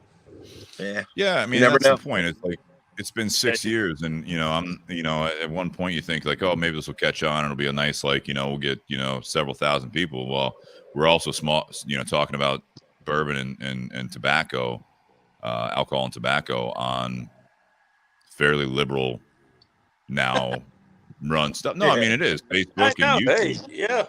Facebook and YouTube. I mean, YouTube took it away a long time ago. Now it's been a couple of years now where you can't even monetize anything. If you're talking about tobacco or alcohol, they will not let you, even if you have 50,000 subscribers, you can no longer monetize through their platforms. I mean, that's just the way this works. We've been throttled. So I mean, like I said, I would love to have thousands of people listening and have a nice format, have couches. So we talked about doing better chairs, more relaxing type of atmosphere in the garage. But to do all that stuff, not only does it cost money, which is always available, but it's what's the return on that investment? Does it add content, or does it just make people like, oh, let's check this out because it looks more professional? Right. Okay. I don't know. You walk into the doctor's office and he's standing there in some bibbed overalls with one shoulder out. I mean, do you want that doctor? Or do you want the one in scrubs? Don't. I'll take the overall. I'll take the overalls. Where I'm from, you'd take the overall guy probably, but that explains a lot. Yeah, most people ain't where I'm from. That's true. When you come from them little small towns where the stop signs say "whoa." John, where are you from again? I'm from a little podunk town over in Virginia called Cobra. I was just saying, I spent a decent amount of time out in West Virginia. I'll tell you one story about my hometown. So when I was coming out of high school, there were several schools that had me come visit to play basketball, Ohio State being one of them. And my mom was tickled because, like I said, I have family in Columbus. And at the time, both my grandmothers were living up there. And so I came up there to Ohio State in '86 for 4 days to visit the campus. I sat in a freshman English class that had like 400 and some kids in it, which is about 3 times what graduated my high school. There was more stoplights on the campus of Ohio State in 5 counties I grew up in. Yeah. So, I'm just a little backwards place over there where, everybody knew everybody. You didn't get in trouble. The cops caught you, they took you home, or, somebody's parent beat your ass and then you went home. That was that. Yep. Sounds nice. Well, there's a lot to be said for it. We were outside all the time, gone. Like I said, I can remember, like you, and it's not that I don't think the world was any safer back then. It's just people didn't really care. I can remember being 8, 9 years old and walking about a mile to a little place called Rogers Grocery, and picking up cigarettes from my other grandmother when I was 8 before she moved to Ohio. And I just walk in there, the dude give me my grandmother's cigarettes. I scribble a name on the card because they only paid them once a month, and walk them back home. Dude, I think this world changed in a good way, partially with, like, I appreciate what you're saying there, Sean, but can you imagine in today's world with the way that we buy things if we still use checks everywhere? Oh, look, what? Right, and you know, and this is what kills me. The number of people that I watch get mad in the grocery store checkout line because the old lady is writing a check, and it slows the line down. I've listened to them, men and women in their mid-30s, 40s, just bitch up a storm about the old lady up front writing a check. Sure. And look, what are y'all mad about? I don't have a problem, but from a business standpoint, you understand that when you write a check for something, you are doing a one-time tab for that person. That's the fundamental part of writing a check for someone that is a complete stranger, especially, that I'm going to take these goods. I'm going to write my name on this. This is an IOU, basically, is what a check is. That's what all checks are. And you have faith that this will, in turn, give that amount of what I wrote on there with a pen that has my name on it, that you will get that money. Like, you basically, like, it blows my mind that we function that way. We went from cash to check. Well, and it was like, literally, it's like, no, we don't do tabs here, but I'll accept a check. And you're like, you just accepted a tab because I may or may not pay this. It's a good point. That's a good point. Hey, but now the good part about the percentages, as much as it sucks for credit cards, is the very least is that it's right there, approved or not approved, and you can either have these goods or you can not have these goods. When people get those checks, and I'm not talking about the old lady that you're talking about, but when people were writing checks, and that literally, that's what it was. I'm going to give you this handwritten piece of paper that has some backing to it, but once I leave with the goods, I may or may not be back, and that may or may not be a legitimate check. Yeah, well, that's you know, amazing to me. And we didn't have a rash of bad checks back in the day. No, I know, but I mean, you still had them. But I tell you how things changed. Like, you know, and this is funny. Like, my first wife's grandparents lived in the Depression, came through the Depression, so he always had an unabsorbent amount of cash, different places in his house. I mean, you open up a cabinet, move a cup, and $2,000 fall out, and you'd be like, "Man, why don't you use it in the bank?" So I tell you how crazy life is. I can remember I was a senior in high school, and it was a Saturday. I was supposed to be going out with her, and her mom said, "Hey, Daddy wants to buy a new truck. Can you come help me today? Because Arlen had to go somewhere." That was her daddy. And I'm like, "Well, sure. I don't care. I don't know why he's buying a new truck. He bought a new truck every year, apparently. Truck only had 5,000 miles on it. Why he did it, I have no idea, but that's what he did." Mm-hmm. So we went to this car dealership, and his name's Vernon. Work out a deal, and it's going to be the truck he has, which he has the title for now. It's paid for. He pays for him in cash, or paid for him in check, but he had the money for him. And I think it was something like $11,000 some in his truck. So he had Connie, her mom, write the check because he was old, which is why he never drove his truck, which is why I don't know why I bought it. But anyway, that's a different story. So she wrote him a check, and the guy takes the check and leaves. And now Vernon had never seen this before. And I'm standing there behind him, and he looks at Connie. He's like, "Where's he going?" And he said, "Well, Daddy, he's going to go make sure your check is good." Yeah. You should have seen the look on that man's face. And he looked at her and he said, "Well, if it wasn't good, I wouldn't write it." See, that's where the change has come. And so he was so mad that when the guy came back, he took the check back, went and bought the truck. So we had to go to a different car dealership. And so he's like, "Here, you stay out here with," no, I'm serious now, "you stay out here with Daddy. I'm going to go have him run his bank account now so we don't have that problem." I'm like, "All right." So we're out there looking at trucks. He finds a truck he likes. In the meantime, here comes this other old man in overalls. I'm assuming his grandson had to be probably 9, 10 years old. Old beat up dirty truck, rusty as could be. The dude was dirty in overalls. The kid was dirty. And I'm watching them, and no salesman talked to them people at all. No, that Not still happens today. now. Yeah, it Well, does. now wait now.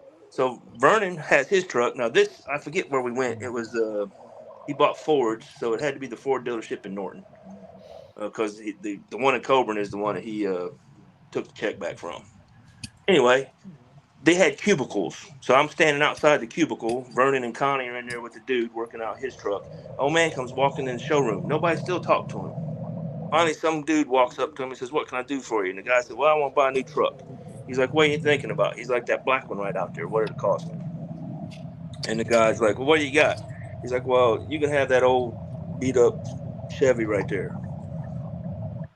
And so the guy had somebody go look at it and come back in, and he said, "Okay, well, we want," and I forget what he said, something like 16,000 bucks in your truck. And the old man looked at that black truck for a minute, and he said, "All right, I'll take it." And the guy said, "Well, let's come back here and see what we can get you finance for." That old man looked at me and said, "What are you talking about finance? I don't want no financing. I just want the truck." He looked at that little boy, says, "Go out there and get me 4 Prince Albert cans out of the truck." On his way out, he said, "No, bring me 5." So the kid climbs in the back of that old truck, brings 5 Prince Albert cans in there. The dude Yeah. paid in cash for the new truck. They went out and put tags on the new truck for him. He pulled it up next to the old truck. The kid gets in the bed of the old truck and throws all these cans in the new truck, and they drive off. And nobody Drive would have around known with thousands of dollars. in the back of his damn truck. Sure.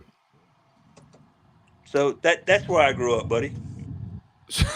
I was gonna say, what's the moral of this story? You just never know. You Simple don't. Simpler times.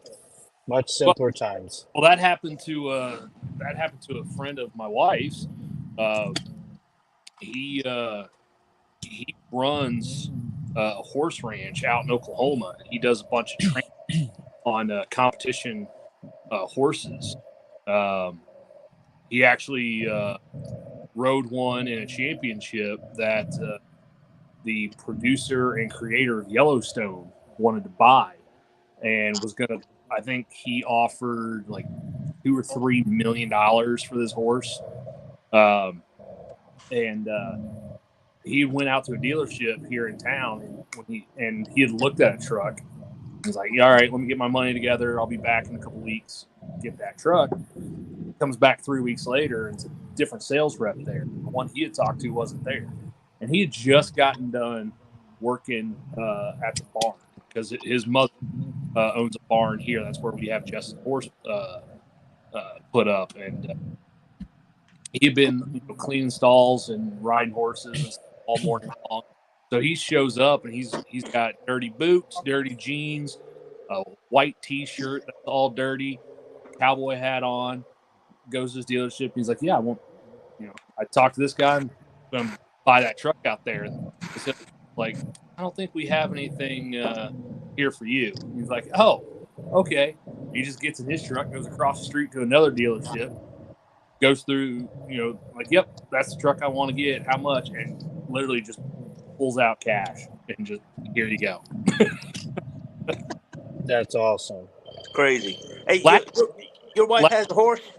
Last year when I bought my car, I had to actually go to the bank a quarter mile away from the dealership to get a certified check because I was paying for the whole thing, but there, because of the way Jess and I live, we don't have any debt, and so when you look at our credit report, nothing shows up, and so they get a little suspicious nowadays with that. So I had to go get a certified check and go, "All right, here you go." I'm like, "Oh, okay." Crazy.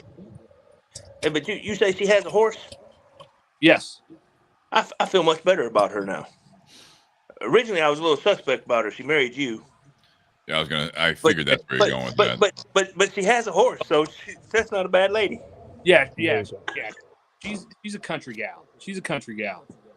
Oh, Yeah, Sean, she's got some pros and cons, as you're saying right there.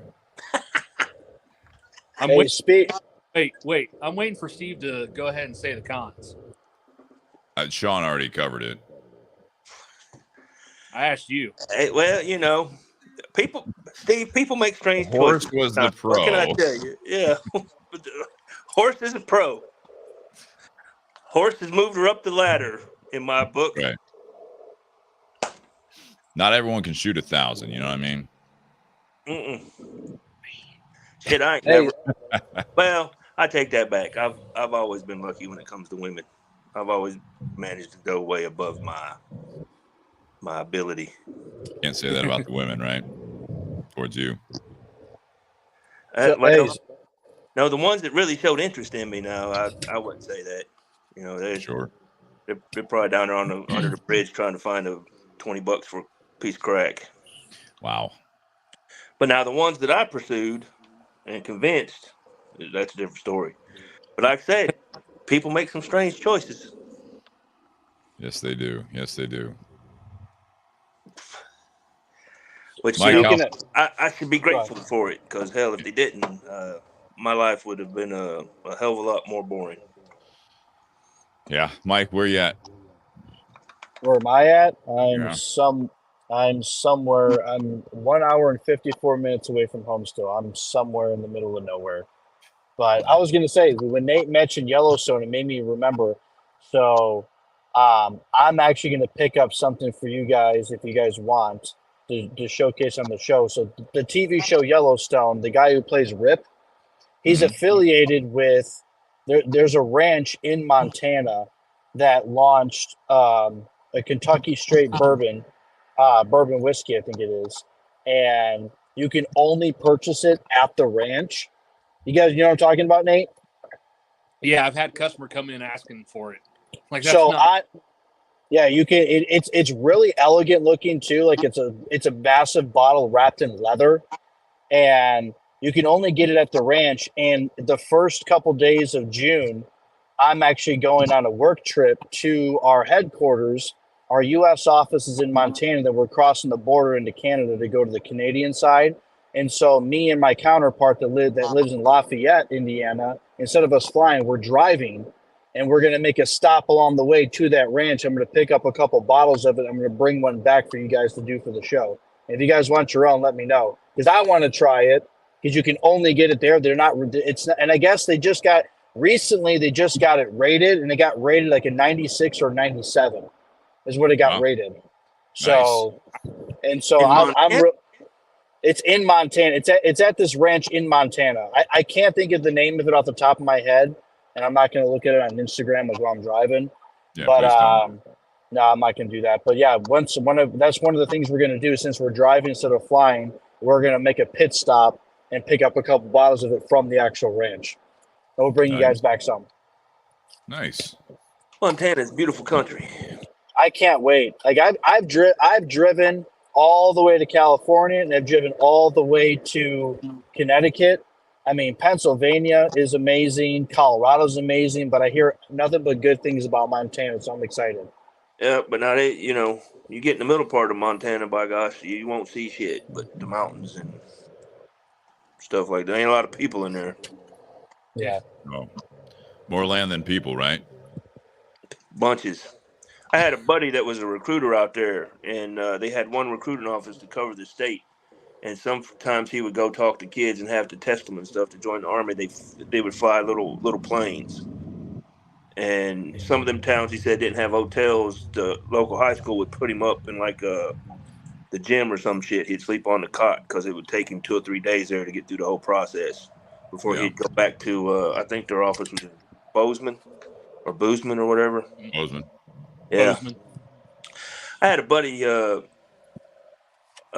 went to the first Gulf War with me, was from Montana. I went out there with him for about 10 days, mule deer hunt. Well, he called it hunting. I didn't call it hunting. Once we started doing it, it was nothing I'd never seen. We basically, him and a bunch of his friends that were still there, took the trucks up, and we drove up and got on this, 2 ridges across from each other, kind of like a Y down in a draw. And you basically just set up there, and then 2 other guys took trucks down around the other end and spooked all the deer, and all the mule deer would run up that draw, and you just sat there and sort of shot down at them. Yeah. Which now they tasted good and they're big, and I appreciate him taking me, but it just didn't seem much like hunting to me. At least not what I'm used to. Yeah. Was used to. I don't really hunt much anymore. Never been much of a hunter myself. I'd love to get back into it the way I was younger and single. Yeah, well, if I can get my leg to work right, I'd like to go. I'd like to start taking KJ. He's at that age. You learn a lot. They're just, again, I don't know what changed, but there's something. You get out in the woods about 3 a.m. and walk a mile or two in and sit down, and you're there before anything wakes up. I love you. Love you too, bud. It's just something magical about watching the world wake up in the woods with nothing around but Mother Nature. You know, I'm not much of a morning person, but I tell you what, that when I do wake up early and whatever the circumstances, whether, I don't really go major like camping, but like only time I sleep in a tent normally is like for like a concert type weekend, where you're out in the fucking woods. Yeah. Or if I go like, I don't know, like with some of like my softball buddies, we've done like the canoeing kind of camping trips, out here in Ohio. There's something different when you're out in the woods, no matter where you're at, whether it's like somewhat organized, like there's a porta potty nearby. I'm not just like in the woods, but like they're kind of that morning is nice, man. It's magical. Are you saying you can't use a cat hole, Steve? What's that? You never use a cat hole? No. I've used the woods before, but not. I mean, I'm either indoor plumbing, porta potty, or in an emergency. Like I gotta like if I have to, I'll go. But no, I don't feel like I use my cat hole. It's like you never dug a cat hole next to like a 4-inch sapling? No, I haven't. No, I enjoy my indoor plumbing. You know why you dig it next to a sapling?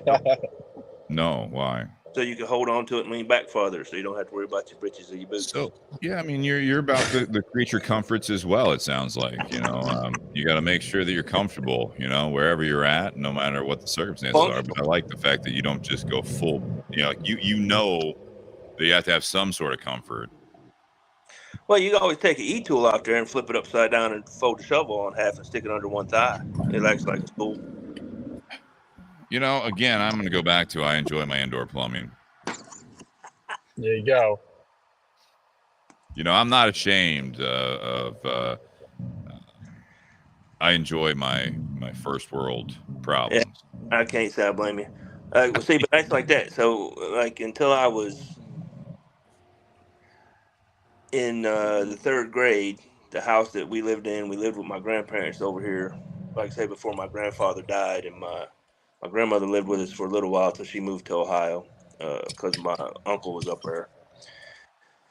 There wasn't no indoor water in that house. Like we had rain barrels on the corner. I remember taking jugs over to a place called Spout Springs to get drinking water with my grandfather. We'd take about 100, 120 to pop. And I remember my mom had the hardest time. My brother's about 5 years younger than me, but potty training him between a chamber pot and an outhouse because he was scared shitless of the outhouse. Yeah. And so he hadn't been out of diapers too long when my daddy finally started making some money and we moved into a place with indoor plumbing. Yeah. And so he had to go back into diapers for a little bit because the flushing toilet freaked him out. The water spinning and disappearing. And I remember one of the better whoopings I got when I was really little. I got pissed off at him for some reason, and I just drug him in the bathroom and held the door shut and kept flushing the toilet over and over and over. That's cool. Doing a swirly or what? Like what's going on here? No, just making him get used to the sound. Yeah, I was just trying to help him out, get over his fear. Gotta face it. I know when my dad was younger, and he was staying with his grandparents down in Eastern Kentucky. Their house didn't have indoor plumbing, and so they had an outhouse in the backyard. But because of where we were, when it was nighttime, you didn't go to the outhouse because something else would be out there that could get you. Oh yeah, well yeah, like I say, you had chamber pots, and you woke up in the middle of the night, you had to go to the bathroom. You went to the bathroom right there in your bedroom in the bucket, and then in the morning when you woke up, Now, if you just had to take a leak, you could go out on the back porch, but you had to make sure you peed off the high side of the porch. If you peed off the low side, my grandmother would whoop you because it would run into her root cellars. Say, I'm all for peeing outside. I just, it's the number twos that I appreciate the indoor plumbing. I'll put it this way, Steve. I used to tell people all the time, if you don't know what 80 pounds of lime is for, you're not really as country as you think you are. Oh, I know I'm not country. That's the thing. I like country music. I had to move an outhouse once, help move one. So like when you go to move it, you just slide 2x4s under it, and 4 or 5 people pick it up, put it over the new hole. But the old hole, you have to dump about 80 pounds of lime in, and then finish filling it in with dirt. You just can't cover it with dirt. You got to put the lime in there so it makes it all goes back to the soil the right way. I'm not ashamed of enjoying the first world. We got Ann, who was just on the show recently. There's a comment. Yeah, this is not our typical. He's given us some survival skills for when things go south at some point. Yeah, so, I mean, come on down. See, I'll let her go out and use the outhouse, but I'll still give her a shot at Pappy Van Winkle.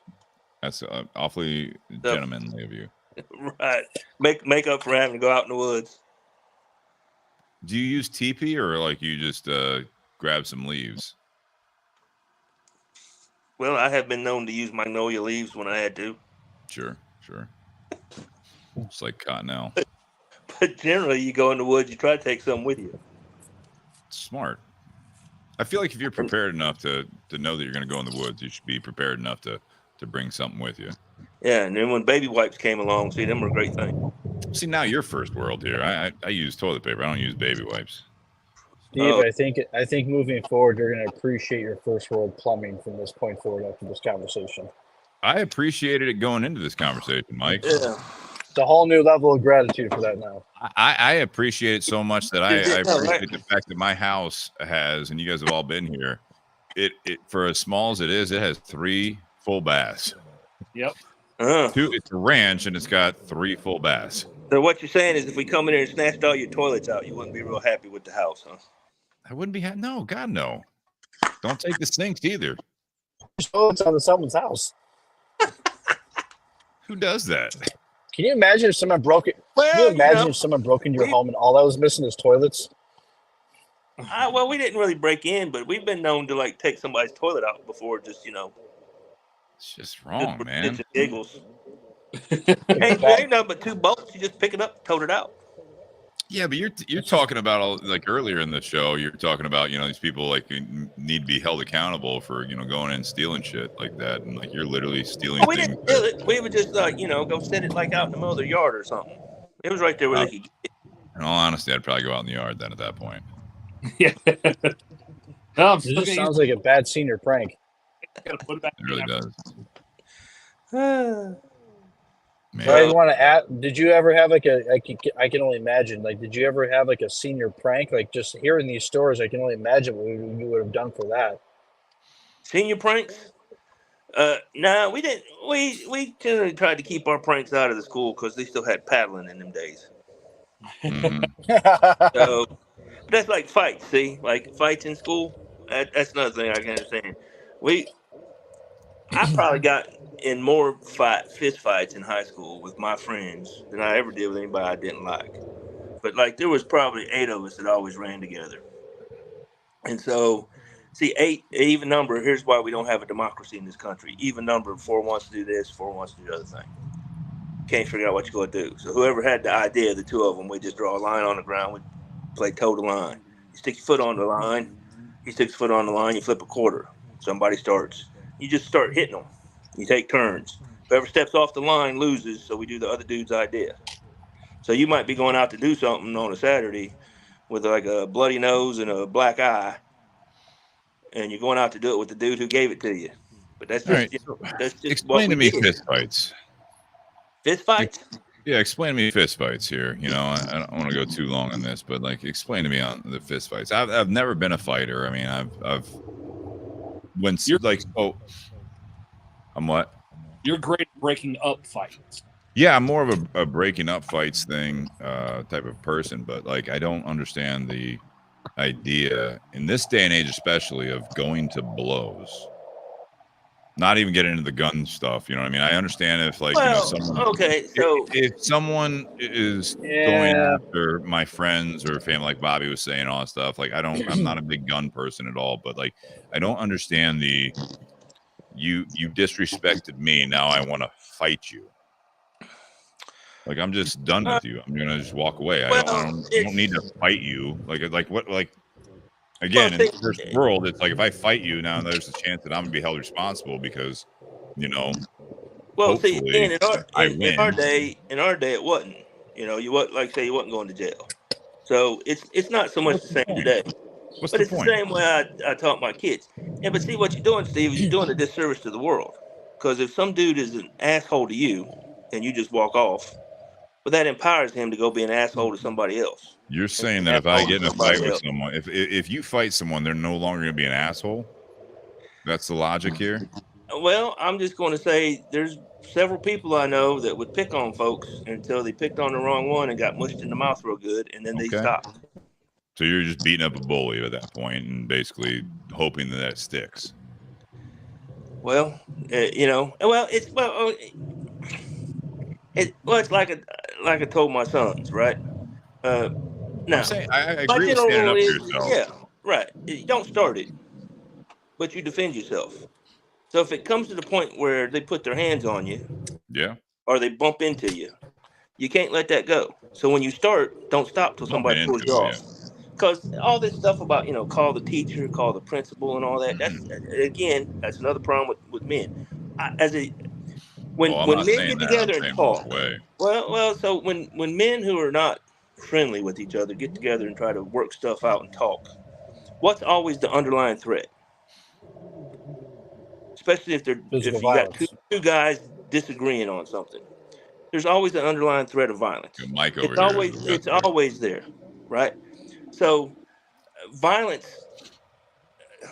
you would like to make it through life with never having to use it, but violence is a tool. It's like a light switch. When it's appropriate, you should turn it on, and once it's done, you turn it off. That's the way that has to work. And as a young man, when you leave school, right, you don't have a principal to call or a teacher to call or somebody to bail you out. And you can say, well, call the cops. But that's like here. Like if somebody was trying to break in my house here, even if I dialed 911. So that's different. It'd be 17, 18 minutes before the cops ever showed up. So I look at like someone breaking in or doing like the severe stuff, but it's the you disrespected me. That's where I don't get we're gonna fight. Well, now words, if you just, I've been called every name in the book by the best of them. You can say what you like. It doesn't hurt my feelings. I don't get offended. But like I say, don't walk up on me and expect me to back up. And if you walk up and touch me, then we'll find out. That's the thing. I'm not unwilling to find out which one of us is going to walk away from that happier. I look at it the same way as like the gun people that, the people that have guns that they have them, they carry them and all that stuff. But as soon as they start saying, I wish they would, now it's like, you should no longer have a gun. Yeah, exactly. Yeah, I completely agree with that. I've heard that too many times. And I think that sometimes that's the machismo thing of the fighting and stuff like that. Is like, that's well, in my lifetime, I've probably had three. I think it's three. I've had three people that decided they were going to be pissy, show me their pistol. Yeah. And I'll be like, well, see, there's your first mistake, buddy. You shouldn't have let me know you had it. But it really boils down to if you're gonna make it in the world, and I'm talking like the world, anywhere you go in the world, you do as a man, you have to be an absolute beast. And on top of that, you have to be articulate. Because you can't be a beast if you're not articulate. You also can't be a beast if you're damn scared of your shadow. Sure. So, you have to, it's just like this whole capitulation thing, like countries in the world, right? Like how much do you, like the thing in Russia. Let's just, for example, say, if we told Russia, don't go into Ukraine, okay, and then they went into Ukraine, okay, so well, now what? Well, don't do this. Okay, so and then they do that. Now what? Don't do that. And then they do that. Now what? See, it's the same thing with people. If I tell you I'm not going to move out of my space, don't touch me. That's a line that I'm not willing to come off of. So if you come up and touch me, we'll figure it out. I'm going to touch you back. I mean, there's a difference between starting a fight and just simply defending yourself. It's a situation that, like, to your point, like kind of where you're talking about being a beast. Like, there's this saying that it's better to be a warrior in the garden than a gardener in a war. Kind of mentality. But at the same time, it's like it's a situation where maybe just as you get older and you mature, when you're younger, your testosterone's high, all that stuff. Like your ego's higher. Like you feel like you have something to prove. Of course, kids are going to be like teenagers and stuff. You're in high school and stuff like that. You're going to want to prove yourself. And what better way for a teenage boy than for physical violence? It's a thing. But as you age, it's one of those things where it's like you're capable, but you hope you never have to. And even if you have to, you want to do as minimal as possible so you don't actually seriously hurt someone. But you get the point across. It's like, okay, you got to defend yourself. Like for example, like. I don't like, I've done like training, all that kind of stuff. And I enjoy doing it for the sake of like a sport, but I don't like actually hurting people. I don't ever want to have to. When I was younger, there was a couple bar situations where someone's got really rowdy, really drunk, and they're starting to get in people's faces. And I'll do everything that I possibly can to try to de-escalate the situation. But at the same time, like if I'm going to get into a fight, I'm not going to go start swinging.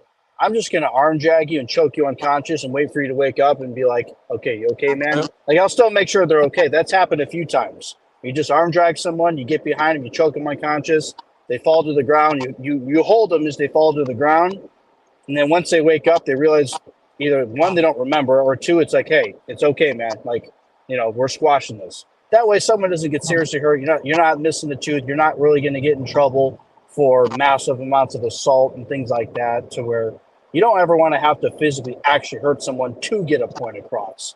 It doesn't mean it's not impossible to be in that situation, but you should never want to physically harm somebody.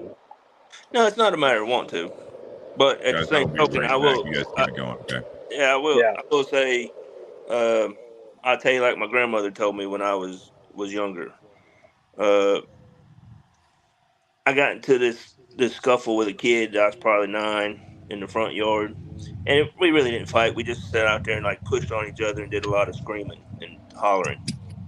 My grandmother was waiting for me at the door when I got done. She whooped me first, and then she told me I wasn't a Banny Rooster.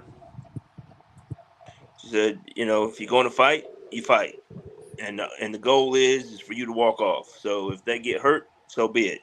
You hurt them as fast as possible so you don't get hurt, and then you go on about your business. Mm-hmm. And that's just, that's just the way it is. The problem is, and it's, it's not everybody in the world is not like this, and not everybody in the world's ran along it. But I've been in 80 countries, 81 countries, whatever the hell it is, something ridiculous. Been in every state. The sad truth of the matter is, there are people in the world that will take advantage of people that won't stand the ground. Yeah, it's true. And so them are the people I'm talking about. So I don't think I've ever physically started a fight. I've never touched anybody first. But, it's just like you're talking about like with your training. That's the other thing that I don't, I try to impress on my sons. I know lots of people that are capable. I've seen lots of people who have lots of training and they're capable of a lot of things. But the problem is they're not willing. And willing and capable are two different things. You have to be willing. And I'm not just talking about fighting. I'm talking about anything. Right? Yeah. You can be capable of being a great athlete, but are you willing to do the work to get there? You're capable of being a great student, but are you willing to do the things you have to do to get there? So in this world, if you want to be successful and make it, capable is good, but I'm more interested in you being willing, because it's just like that thing, like y'all were talking a little while ago. It reminded me of that thing that they did in some school some years back, where this professor had one class just try to make one perfect clay pot. Oh they yeah, had the other yeah, class- yep. Yeah, they had the other class just make as many pots as they can. And what they found out is that the class that made as many pots as they can wound up making better pots that were more sturdy and look better than the people that had all this time just to make one pot. So the more work they put in, the better was their product, right? So it's the same thing. So, and in some senses, a lot of those people that you meet that prey on everybody's unwillingness to do something about the way they act and emboldens them.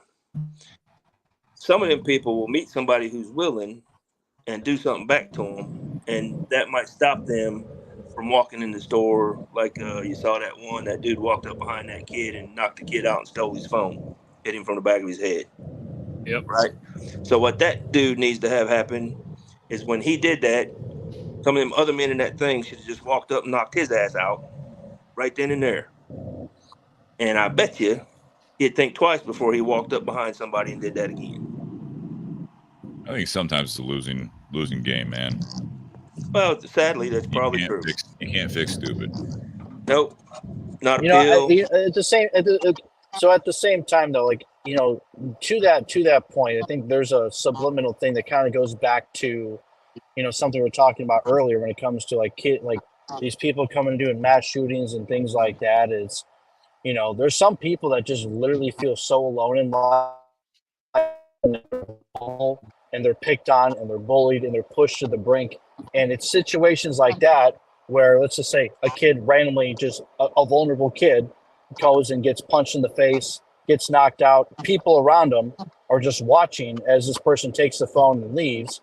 When that person gets up and they realize that no one stuck up for them, that's probably going to make them feel even less and even more alone, knowing that, you know, who can they trust, who do they have, to where that animosity doesn't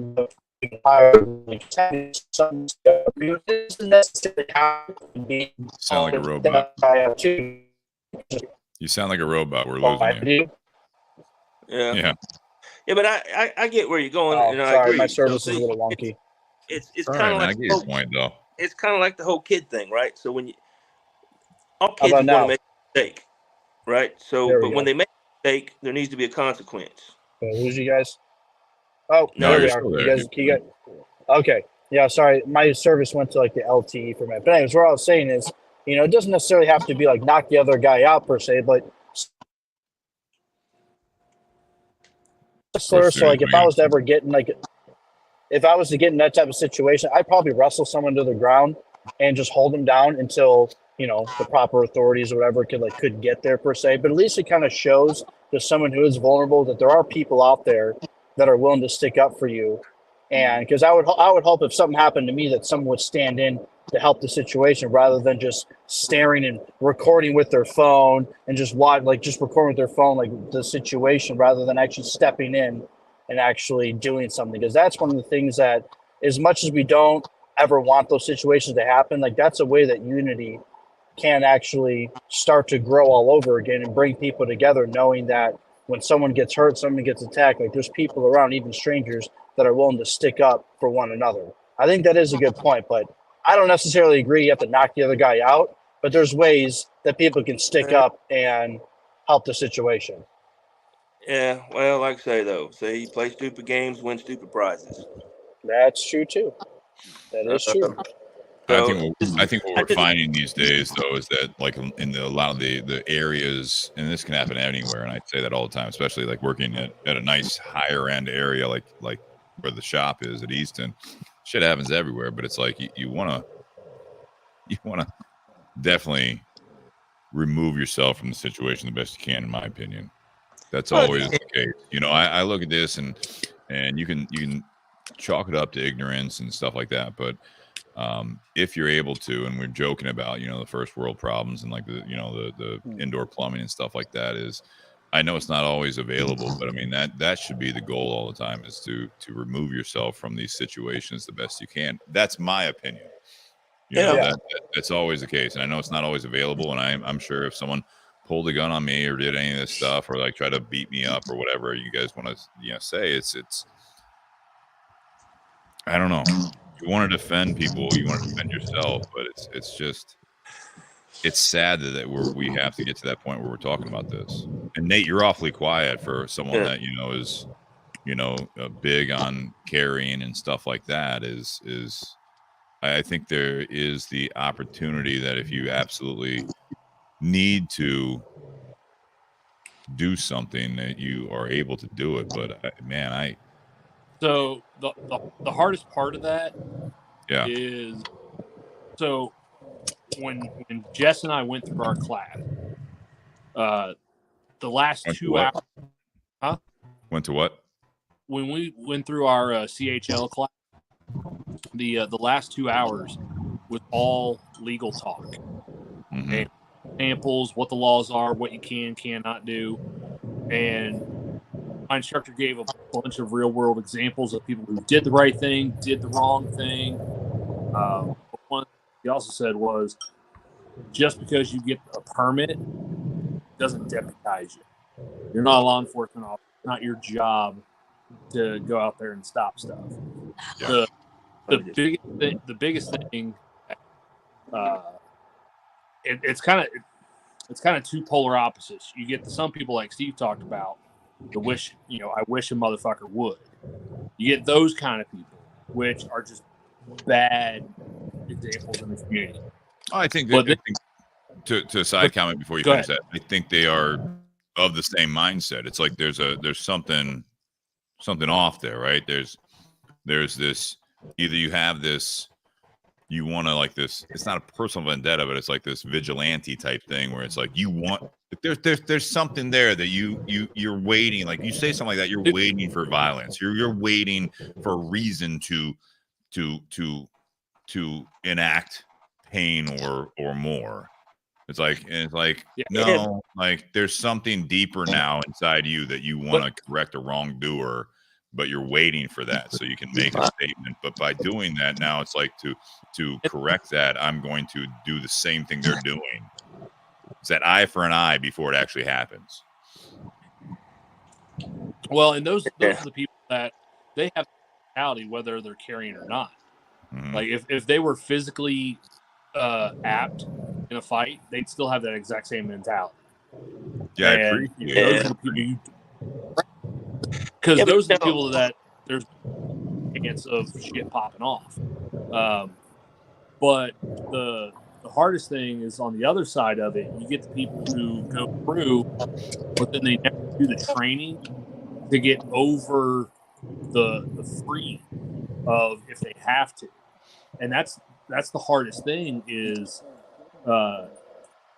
and whether it be a fist fight or something else, you first have to overcome the hesitancy to actually do what is needed. I was going to say most people hesitate. Yeah, you either hesitating costs you. Follow freeze. That's what my instructor used to say. Everyone sit there and talk fight or flight. He always said it's fight, flight, follow, or freeze. And a lot of people freeze. And even in combat, lots of people freeze. I pose a question this way, Steve. Let me ask you this. So let's say, okay, so we were talking about like the looters earlier, right? Yeah. So these folks feel emboldened that they can go in there and do that, right? Which, runs businesses out of the community, hurts the community as a whole. Yep. So what I'm saying is that if the people in the community would take those people, right? So if you think those people in there looting this store and suddenly 40 or 50 guys step up in there and snatch them all up, right then and there. Sure. Snatch them right then and there. You think that's going to happen a lot in that community? Well, so something like that happened recently at one of the Home Depots somewhere, where because it happens a lot at Home Depots and Lowe's and hardware stores where people just grab a bunch of tools and try and walk out, and these people followed this dude out into a parking lot and physically confronted him, and shoved him, and knocked him down, and like that dude ended up getting scared because he didn't want to. But the fact that you came across people who were going to stop him physically. With as minimal violence as possible, they were still willing to do whatever they could to stop them. That made them think twice. Yeah, and then it's been experience, most of them people that, always just talking like, oh, I got a gun now. I wish somebody would do something. They're just all talk. Yeah. Well, Jess calls me the I hope a brother doesn't. Because Well, that's what I'm saying. See, when I talk, people. I don't want to have to do something. I don't want to. So I'm hoping someone else has the right mindset to not put me in the situation where I'm forced to do something. Because I don't want to do that. Because, and that's one of the other things my instructor had really harped on. It doesn't matter when it comes to physical violence in any form, whether fist or weapons. Oh, yeah. It doesn't matter if you are justified. You still have to live with it. Yep. You still have to take that with you. I mean, it's not great. You're going to be sitting there laying in bed at night and replaying that over and over again. What Sean... Go ahead. Finish up. What Sean was talking about with like people in the stores. So like last year at Carfagna's, there was one where some people stole from a liquor store, and we didn't find out about it until those people actually bragged on Facebook about what they had walked out with. And first it was the owner of the company found out about it, and then he goes up to my boss and he goes, "What the hell is this?" And my boss is like, "What are you talking about?" I'm like, "These people walked away with 6 bottles." And it's like, oh shit, like that. Okay. So as a staff, we started becoming more vigilant about it, to where we don't physically do anything to these people because they're what we can do, but we confront them. We ask for IDs. We stand, we will hover right next to them and make it as uncomfortable for them to be there as possible. That way, hopefully, they get the right mindset to leave. And so we started doing that, and things started to slow down. And then all of a sudden, there was one where it was late at night on a Tuesday in July, and some people walked in, and it was one of those things where you see people, and all of a sudden you just get a feeling. And it's mostly behavior, like acting, and that sets you. That sets off the alarm bells in your mind. And so we immediately started confronting these people. And sure enough, after several minutes of in the store going back and forth, grabbing bottles, putting bottles back, and whatnot, one of the girls grabbed a couple of items and just bolted right out the door. And my boss and another individual ran after her, took pictures, got every descriptor. They could see the tattoos on the back of their neck and make them out. Well, in less than 2 weeks, I have to go to court because I got subpoenaed along with 3 other people in my department. We're going to court to testify as witnesses against that individual. Since that incident happened last year, people in that type of community that do stuff like that, they got the word that no, this isn't a place to go to and try that, because they'll be on you, and now someone's getting prosecuted for it. Like, we're not taking that lightly. We will do everything we can to absolutely wreck your life if you want to come in and steal $50 worth of booze off the shelf. And I guess it boils back to that point I made. Like, if you could tell me that there would, never be any violence in my life, you could take the guns and melt them down. I don't care. That would be the preferred way to live. But, I'm just saying, like, we're all, regardless of what you say about our conscience and all that thing, everybody we're all just animals. So, these communities are basically like the herd of sheep. And you got wolves that invade the herd all the time. And if you don't have sheepdogs to get rid of the wolves, well, then, the sheep suffer. And so that makes the whole community suffer. So at some point in time, the community has to have enough sheepdogs to keep the wolves at bay. So let me comment on this here, is that I was raised in the suburbs, right? So different than you, Sean. What's that? What'd you say, Nate? I said, "Hi, Tony. Tony Tones." Oh. Yeah. I said, "Hi, Tony." Yeah. Look at his head. He's just like staring right into the camera. Yeah, he's been all over the place. He finally got up to the chair here. But I want to say this, is that I still do have faith, right, that we have roles in our society and our, you know, take it back to the tribal side of it, is that I agree that if things escalate, you want to be able to address that. But if people are stealing in a store that I don't have identity with, or I just shop there as well, no, I'm not going to like tackle these people to the ground. I'm not going to like pull my gun out if I had a gun. I'm not going to do all that stuff. I'm going to do my best to seek safety, because my life is too valuable to me, and I like to think that my life is valuable to people that care about me, and that's reciprocated with the people that I care about. So I would never want to wake up and hear that one of you guys or anyone out there listening, they got in the way of someone stealing something. And now if you want to protect someone that's in physical danger, that's a crapshoot as well. So it's like, so are you going to save someone or whatever? Like that's a different argument altogether, a different debate, or whatever it is. But yeah, there's no liquor bottle at your store, Nate, that is worth your life or anyone else's. So I get the point of that's very true. Very true. There is that point where it's like, I understand that retail employees or whatever, they shouldn't try to stand in the way of this stuff, because it's stuff. It's stuff that's being stolen. I understand that. Now, if it's your business, or if you feel as though that you can make a difference, there was a time where, like at the store that I work for at Easton, during the BLM protests that were turning into looting, there was a big rumor we've talked about on the show before, is that Easton was a target during that time. And Nate, you were there, we were there, just to be like, just move on, go to the next. Nope, we're here. You don't want violence, we don't want violence, just move on.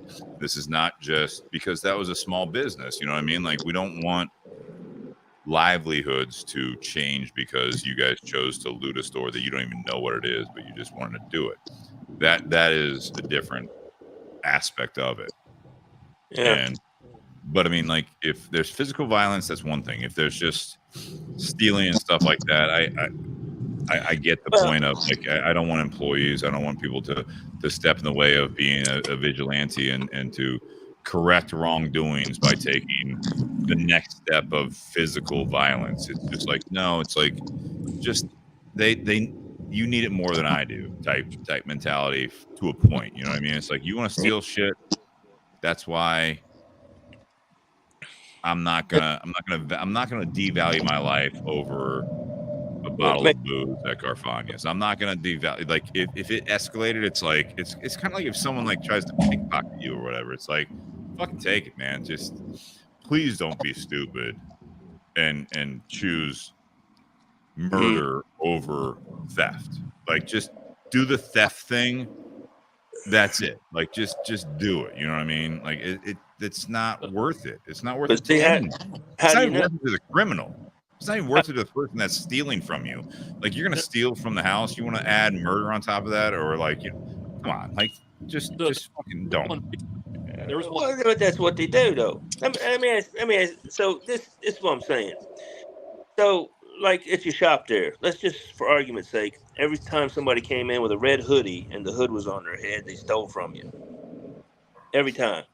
You see this 15, 20 times over several months. Red hoodie with a hood up. Don't even have to be the same person, right? Red hoodie, hood up, they steal from your store.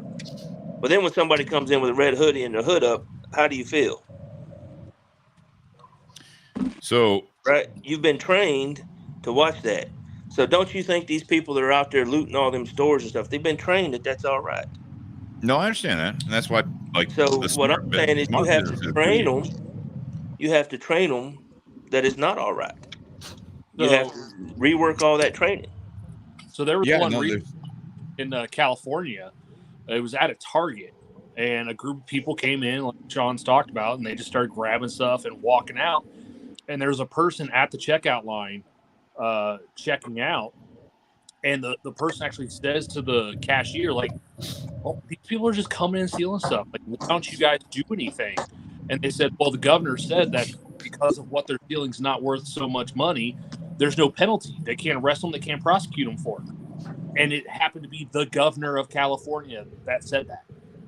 Like, and he went on and did a press conference. Like, no, I never said that. It's like, no, here's exactly what the law is. You did signed it into law. Like, you told people, like, oh, if you steal less than $950, we're not going to prosecute you.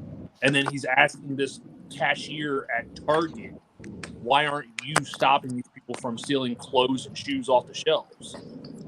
Why is that cashier who's making minimum wage in California going to put their life on the line to stop a bunch of thugs from walking out with a bunch of crap? No reason. Right. See, it can't be just that cashier. It's got to be everybody there. Right. Some things just make sense.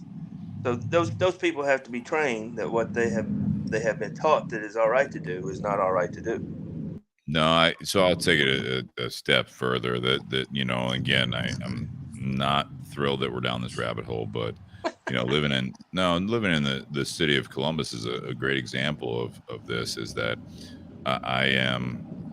It's spoiled by some bad eggs, but I would say is that when I was raised, again in the suburbs by my parents, I respect the police, I respect the authority and all that stuff, right? As I've gotten older, I know I look at it as this is an occupation, right? Like you're a police officer, like you're a firefighter, you're military. This is you chose that life, so I don't necessarily value your life more than mine, or your decisions more than mine, because we're both just trying to live our days on this earth.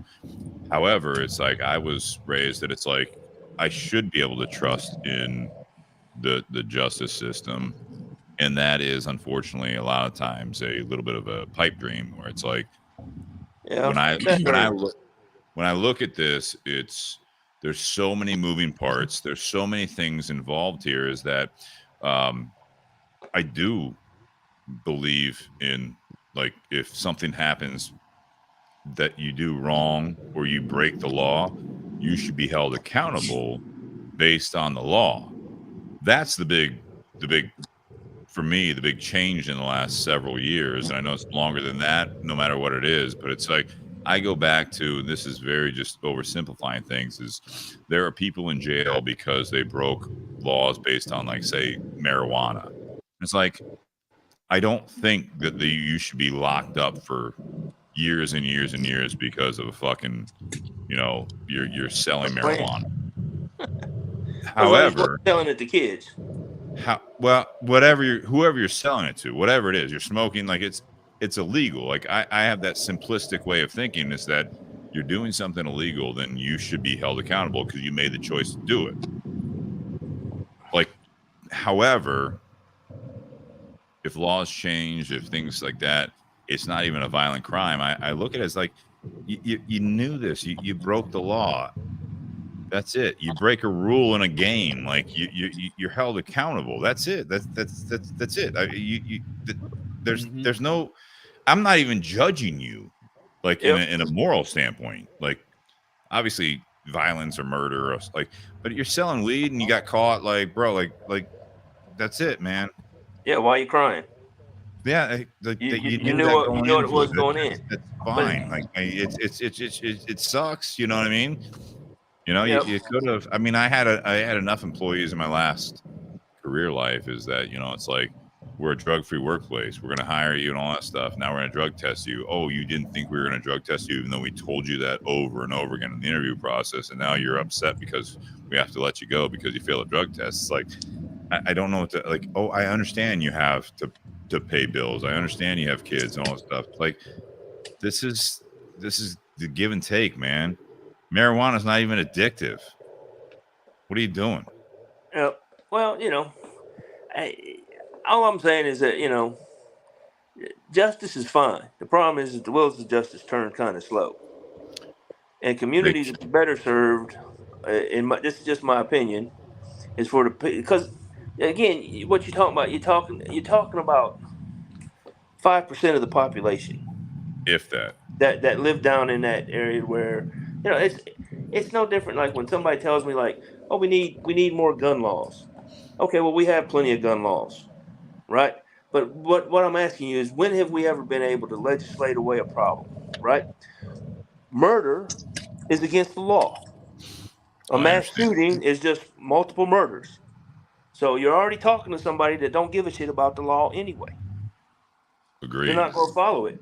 So even if you change the gun laws, it ain't like the criminals going to follow it.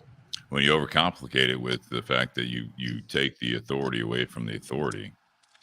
Well, right. And so, I'm just saying that, Hang on. sometimes the best way people learn is, how do you know them obscure rules? Well, because you broke it and you got drugged across the coals, right? How do you know the stovetop's hot not to touch it? Because you stuck your hand on it and it burnt the shit out of you. Yeah, and now we're dealing with high efficiency appliances because it's wrong.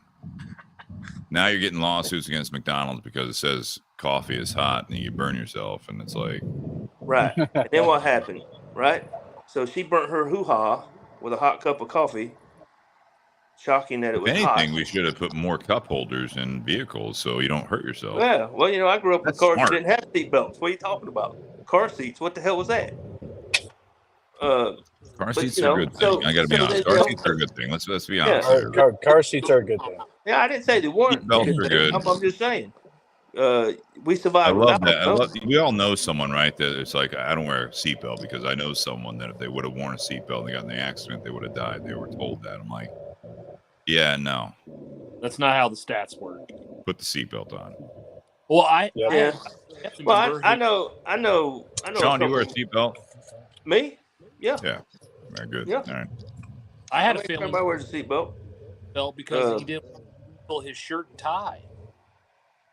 You can lap belt it if you need to. Or just put the tie over it. Like, you're not going to die if you put the tie over the belt. Well, so what he did is he'd be in the car and he would take his right hand and he'd grab the shoulder restraint and pull it out and then rest his hand on the gear shift. Jesus Christ. If it's that big of a deal that you don't want a fucking wrinkled shirt and tie, then put it in the back. Don't wear the seatbelt. Mother Nature take care of it. Well, then he that's didn't. one answer. I was just saying put the shirt and tie on when you get to the place you're going to. You know what I mean? Right. But then exactly. Noises would make noises when his seatbelt wasn't buckled. Yeah. Like when you ride with me in my first car was a 94 Nissan Sentra. And remember when you had the automatic shoulder restraints on the track? They always broke. So you had the manual lap belt, which didn't set off an alarm, but the shoulder restraint is what would set off an alarm. So anytime he would get in my car, he would actually he would have me start the car, and then he would duck under the shoulder restraint as it went across. I knew a guy that used to buckle his seatbelt and then sit on it. Put it that way. See what I'm saying? But that's like, what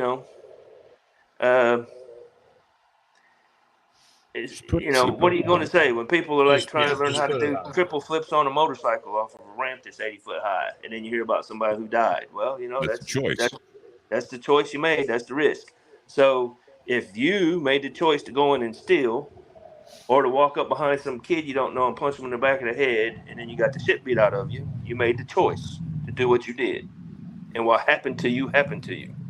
And I just think communities would be a lot better off if the wheels of justice turned a little faster and you train them people that they can't act like that in this community because you're part of the community.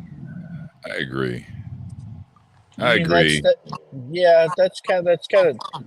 If you think about it too, if you look at where like a lot of higher crime rates and stuff are at with, places that allow concealed carry or open carry per se, a lot of crime doesn't happen as much because there's that fear that you don't know who's armed, you don't know what is going to happen to you if you decide to go in and try and shoot. If you try to go, let's say if you want, go ahead. The people that are committing the crimes don't care about this shit. No, they don't. They don't care. They don't care. Go ahead. No, I was going to say, people, obviously, if you're going to go commit violence or something else like that, of course, you obviously have an intent. They know it's wrong. but they're going to try and do it anyways. But there's a deterrent per se, because if you go into an area where people are allowed to be armed, that puts the attacker at a risk. No. And when you're thinking about a risk mitigation, would they rather go to a place where they themselves can get themselves in a lot of trouble or get themselves, caught per se and get retaliated against? Or are they going to try to go to a place where they know nobody's armed, or, there's not going to be people that are going to stick up? It reduces their risk. My response to that is that, going back to this has been a very sunshine-filled conversation, but it's we talked about the mass shootings earlier. Is more often there you go, fireworks there. More often than not, the shooter, what do? Well, they go. Where do they go? Where do most of them happen? No, mass shooters, right? When they actually are pinned down, what do? Oh, they kill themselves. Absolutely, they kill themselves. So they knew that going into it. This is no laws, no nothing, there's no accountability. But, that goes back to my thing. It's like you want to have some sort of response there that when there is something that you're doing something wrong, that the society, if you disagree with the society, then get away from it if you can, whatever. But it's like if we disagree with it, if this is agreed upon that it is wrong to do, like say the mass shooting, most of the people doing these crimes, they know there's some sort of accountability, and typically they and I don't know a better way to say it. It's they shoot themselves in the foot type, like, you know what I mean? Like no pun intended, but it's like they know what they're doing going into it. They don't think there's an exit strategy. Yeah, but see, that's a small percentage of the criminals. I will have to tell you, if you look at the FBI statistics, places that have passed things like constitutional carry, violent crimes like personal property crimes and violent crimes, not mass shootings, but like aggravated assaults, armed robberies, and all that stuff, have gone down. You take even 25 years ago, suburb outside of Atlanta, the cops were constantly, more affluent place. Tons of home invasions. So the city council there passed a resolution. You buy a house here, you have to put a gun in it. You have to own a gun. So everybody bought a new house had to have a gun. Within a year and a half, the home invasions dropped by 80%. So what you have is you have your everyday run-of-the-mill criminal wants you to be unarmed and helpless. And so and they'll do it. So when they're not sure that you're unarmed and helpless, then see, that helps to act as a deterrent. Yeah, right? I think what Steve's Steve's point is he's talking about, and correct me if I'm wrong, you're talking about the small demographic that knows going in that they're probably not going to be coming out of it one way or another. So it doesn't matter if they're looking to do something heinous, that they know the risk of something bad happening to them is going to happen regardless. They don't care. Is that what you were trying to say? So I'll combine both those points, right? Yes, absolutely, Mike. That's what I think. But also to your point, Sean, is that when you have a small population, right, when you do that, I don't think it necessarily, the criminals, they just stopped doing crimes. They went elsewhere. Oh, well, they probably did go elsewhere. So do a national thing like in the U.S. and you say, if you are, everyone has to have a gun, right? So you overcompensate that everyone has to have a gun. If you're a homeowner, or Nate, you rent, I don't know about you guys, but it's like if you occupy a residency, you need to own a gun. At some point, that overcompensation or the overcorrection of that is like, okay, so we're still gonna commit crimes. So we know that it's a requirement that everyone owns a gun. So now we have to figure out where we go next. It's the same thing as we were talking about earlier with like prohibition. It's like, oh, it's illegal everywhere. We're gonna figure this out. So it's legal everywhere. Like, you are required to have firearms in a house. Which ones are we going after now that everyone has a gun in the house? They're gonna figure it out. Oh, they move on, and they're gonna figure it out. I was just talking, like, again, the folks are talking about that going and do like school shootings or mass shootings. They're a unique breed. I'm just talking your everyday run-of-the-mill criminal. They don't want to run across people that are armed and willing to defend themselves. They're hoping that they can come in and intimidate you and just take what they want and, you know, go. But the problem is nowadays they just don't do that. See, and so again, I just go off the numbers. Like I follow the FBI crime statistics and all that. So you know, it's just like, dude, people are if, fucked up, man. People are yeah, fucked up. if you Yes, read they the are. reports, see, you People can't tell folks that. It's like when they talk about police shootings. The police shoot many more unarmed white men than they do unarmed black men. All But right, so if you listen to folks, they'll tell you, "Oh no, it's the other way." So again, you know, it's people not just doing the number. I just tell you the numbers. Everywhere that they have passed constitutional carry, violent crimes against individuals like aggravated assault, armed robbery, have decreased. Now, do those people not be criminals anymore? Probably not. You're probably right. They probably moved on to another place to commit crimes. But if every place I'm was like that, you make it more difficult for them to do it. Sean, with my suburban upbringing, I got to be honest with you, is that even with like the open carry that came across in Ohio, I don't want to know that you have a gun. I don't know you. But when someone has it on a holster like the fucking Wild West, there was reasons that we've gotten to this point where back in the Wild West, there were laws and there were people that were shooting each other, and then they got the ones that were open carry that they had guns.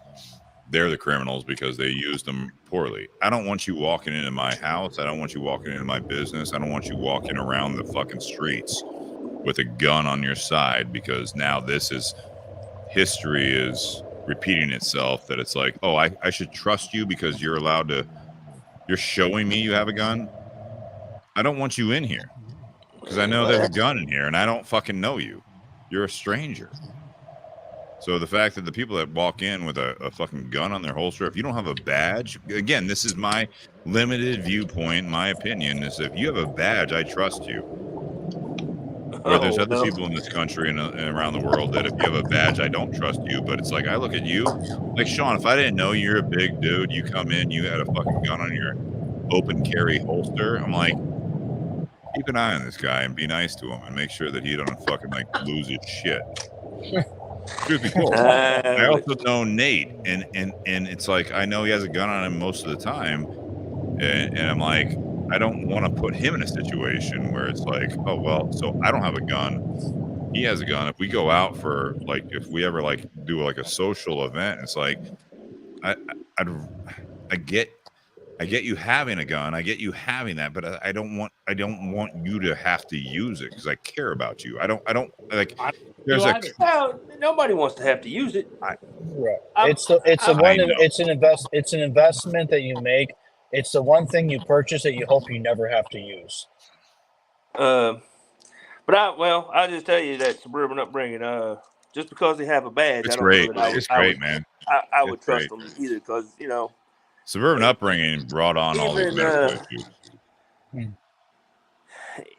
Even folks in the Army, you know, it's just a cross section of the population. There's some guys in there that are real great. Some of us are very average, and then there's, you know, 3 or 4% that you're like, how in the fuck did you manage to do this? Same thing with cops. I'm gonna bridge off of that. The military thing is this is how fucked up our country is that we have gotten to the point where you can enlist the military and carry a firearm at the age of 18, but you are not allowed to drink or now smoke any tobacco products. This is how fucked up. You're right.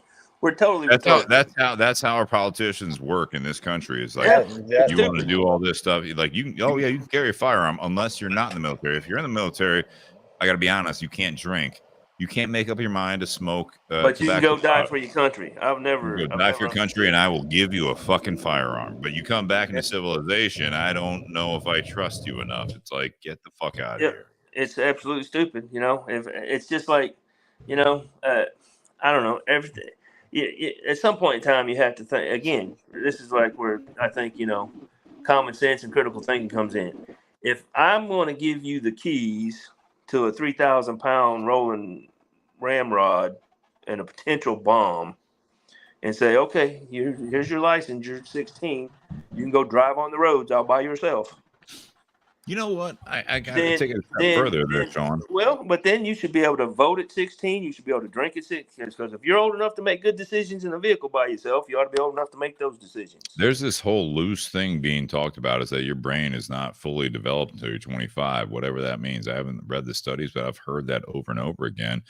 And I'm a big proponent of the fact that it's like, if like part of being able to carry a gun, whether it be concealed carry, whether it be open carry, give me a hormone test, give me a blood test. Like that should be part of being, you're allowed to carry a gun if you are emotionally, hormonally, and also just like everything.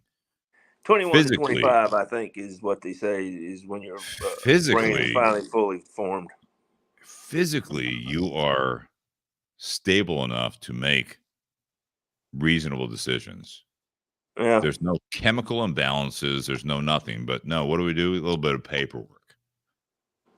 Have you had history of this? Have you had history of this? No, I haven't had history of this, but I'm 30 years old. And it's like, you're also deficient of this and you're on the spectrum and you're this, whatever it might be. You know, it's like also you have a big deficiency on your blood test. And it's like, hey, here's your gun.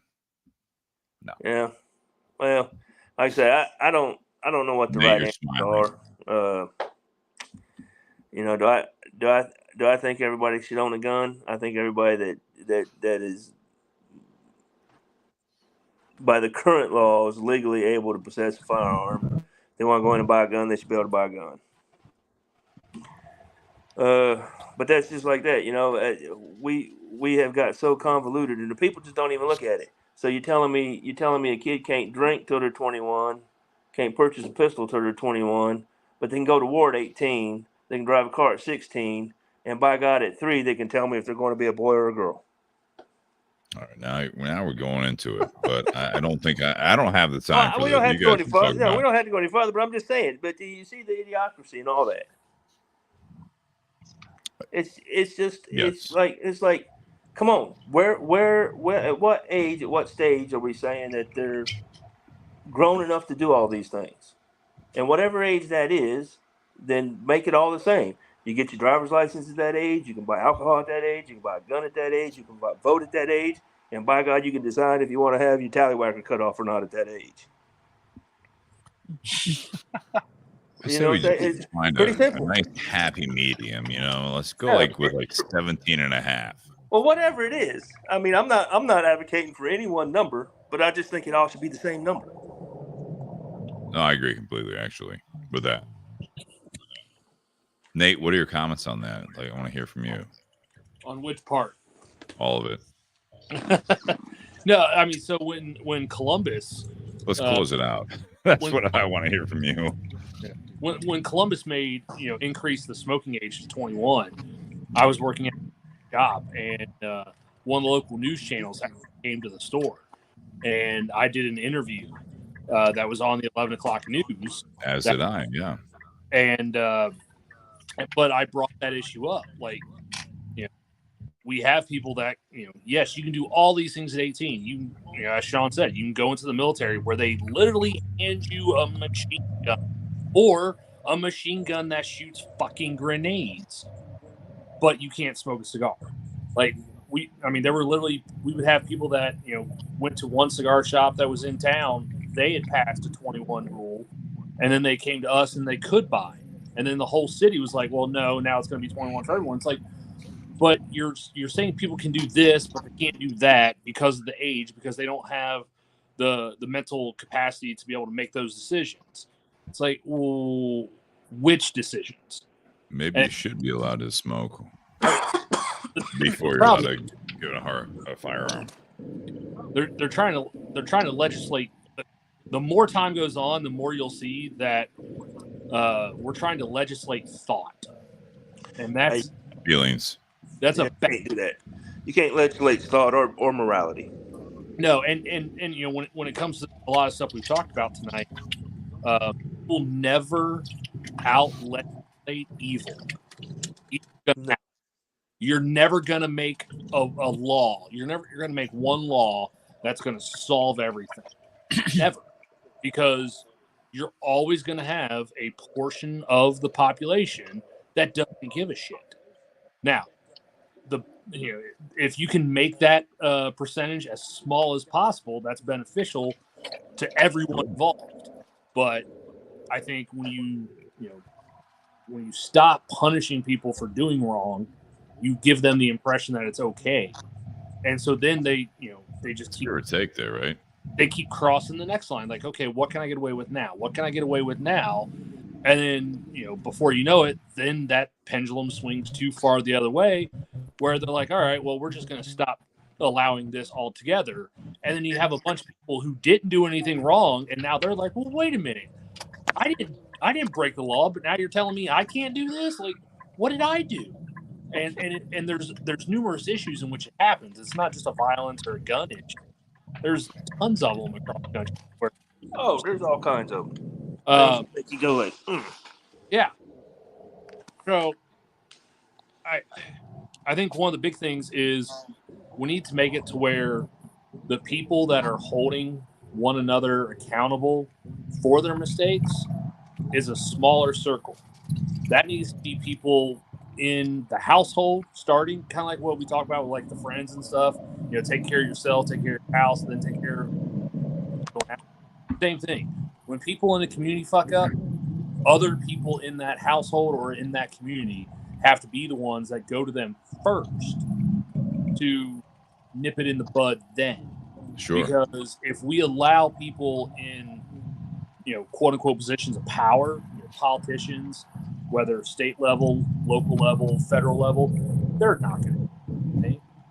They haven't done the right thing in many, many years. They're always going to take things too far. And I think if we just take upon the responsibility of ourselves as a community to police the actions of those around us, then we don't have to worry about overstep at the higher level. Yeah.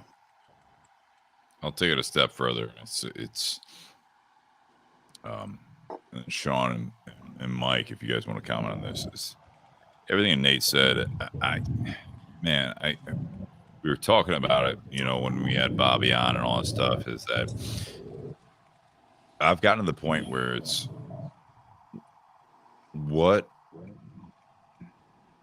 promotes value of the days or the time that I am putting forth.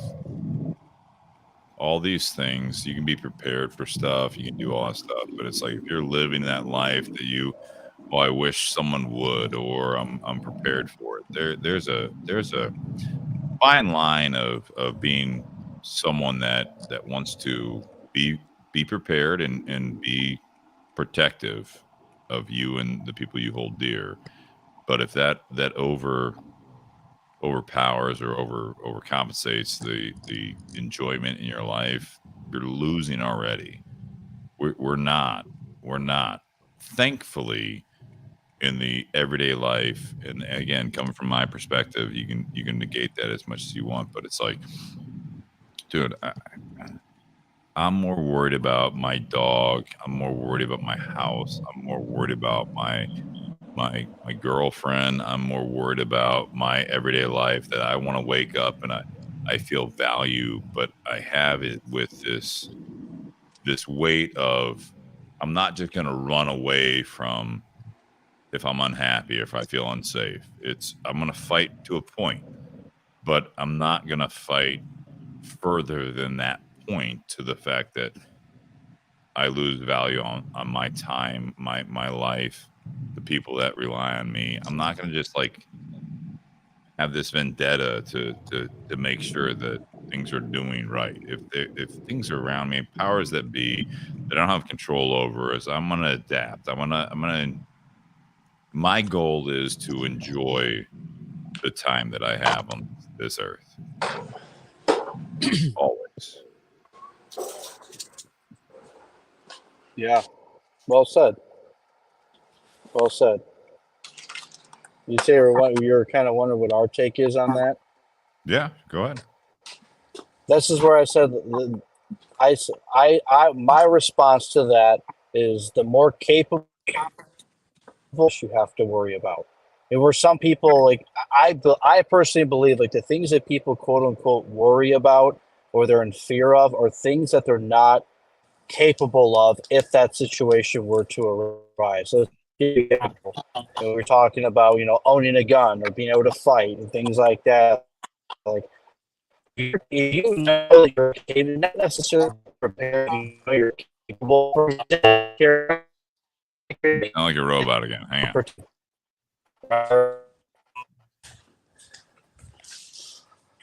Starting to connect the villain portal.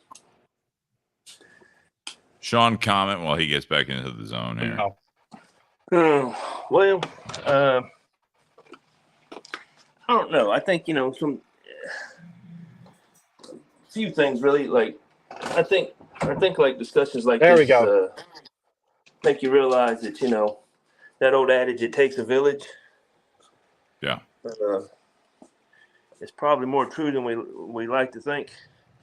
But I'm also I'm of the opinion that I think that everybody should have the right to be left the hell alone. That should be the government's job, right? To let you, and as long as you're not physically or mentally, abusing somebody, what you do in your house, as long as it's not, one of those two things or illegal, so what? You be you, that's fine. But the problem is, again, and I'm probably jaded. Like I say, I spent 30 some odd years in uniforms, been in 80 some odd countries, every state. But I love that about you because now I, you're good. I didn't really deal with the upper echelon of people in a lot of You're things I did. fascinating. You're fascinating to me because you have this at this point, not to oversimplify it, like everyone's got issues. You've gotten to the point that you've had this history, right? And people that have listened to the podcast that have had you talk about your stories, you're in a good place, bro. Oh, well, yeah, I just, like I say, Mackenzie, like, dude, your girl, like, come on, like, I got no complaints. if anyone should be able to say where you're at on the other side, I love learning from your history, but I just love. I am more positive of like talking to you, Sean, again tonight, and knowing you that I know you. I don't know about you, Nate. Like you've had the same interactions with Sean as you look at a person like that. It's like go positive with those experiences. Oh, well, It's so huge that you've gone through what you've gone through, and it's like that's where it's like people like myself is I haven't gone through those things, but I appreciate knowing people like yourself and learning from your experiences, and you compound that with thankfully I haven't gone through a lot of those things. But again, I call it suburban living, dude. It makes people better. well, You appreciate the good things. I don't know if it made me any better, but Oh, I can appreciate that it has. I didn't know you back then, but I just, I think it's just like this, right? What it's just like when like people should be able to like do what we did tonight and just be able to talk. And whether you agree with what I say or I agree with what you say, it should be all right. Nobody should take it like out of context, and just ask questions. And when you ask questions and let people start thinking for themselves, well, maybe, just maybe, if they start thinking, they'll realize like, well, some things don't make sense, right? And again, like just an easy one, right? Like hot topics. I look at things that like cause contention in the country, which I guess I take kind of.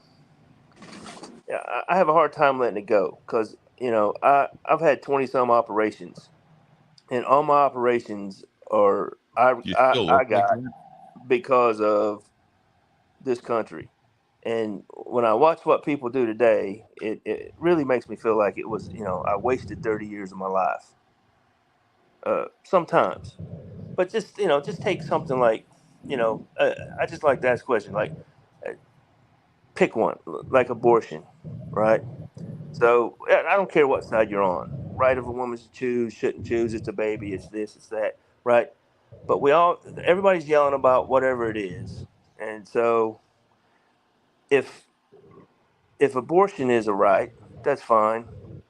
Then why is it if I hit a woman in a car who's pregnant, she lives but the baby dies? Why am I charged with murder? You see what I'm saying? No, I'm just I I'm do, just but trying I to say, don't. I mean, that's make it well, but make it. But you should make it simple. It's just like the you, age that we were talking about, right? Whatever number you want to pick. If the kid's got to be 16, 15, 21, 24, 28, whatever the hell it is, I always right? dial it back, man. Pick I always pick it. dial it back. Yeah, pick a Dial number it and make back. that the number for everything, right? If you make life is already difficult. Mm. Succeeding in life is difficult. It takes work, and anybody who says it don't take work, right, must have been born a Rockefeller or a Kennedy. All I'm saying is that if we could figure out a way to make it as simple as possible, uh, just like the tax code, right? If people complain about make it simple. It's just like the immigration thing, right? That's here's what I can't figure out. So if you're telling me that all the people coming into the country illegally are a problem because they're a strain on the system, and you need another 10 million people paying taxes because you only have 140 million people in the country paying taxes, then get rid of income tax and go to a national 10-cent sales tax. Then everybody's paying taxes. Now then people are paying for the services they get. So why complain? Right? And get out of this whole, you know, what happened to just being American, right? Too many labels. Uh, I feel like you're that's what keeps oversimplifying it. kids and people in Yeah. Yeah. Sean, I'm Sorry. When still I there. was, Go ahead, right. Mike. I think you froze. It has to be. We have to figure out a way to get back to a sense of community, and then I think a lot of the stuff that's going on would go away. It's ironic because we have because of the technology, like what we're doing tonight and social media. Like there's more community because we have the means. All these problems and all these like shootings and all the political shit is it's one of those things. Like it wasn't that long ago, 10 years, maybe 15. You didn't get alerts about the shit that's going on outside of your community.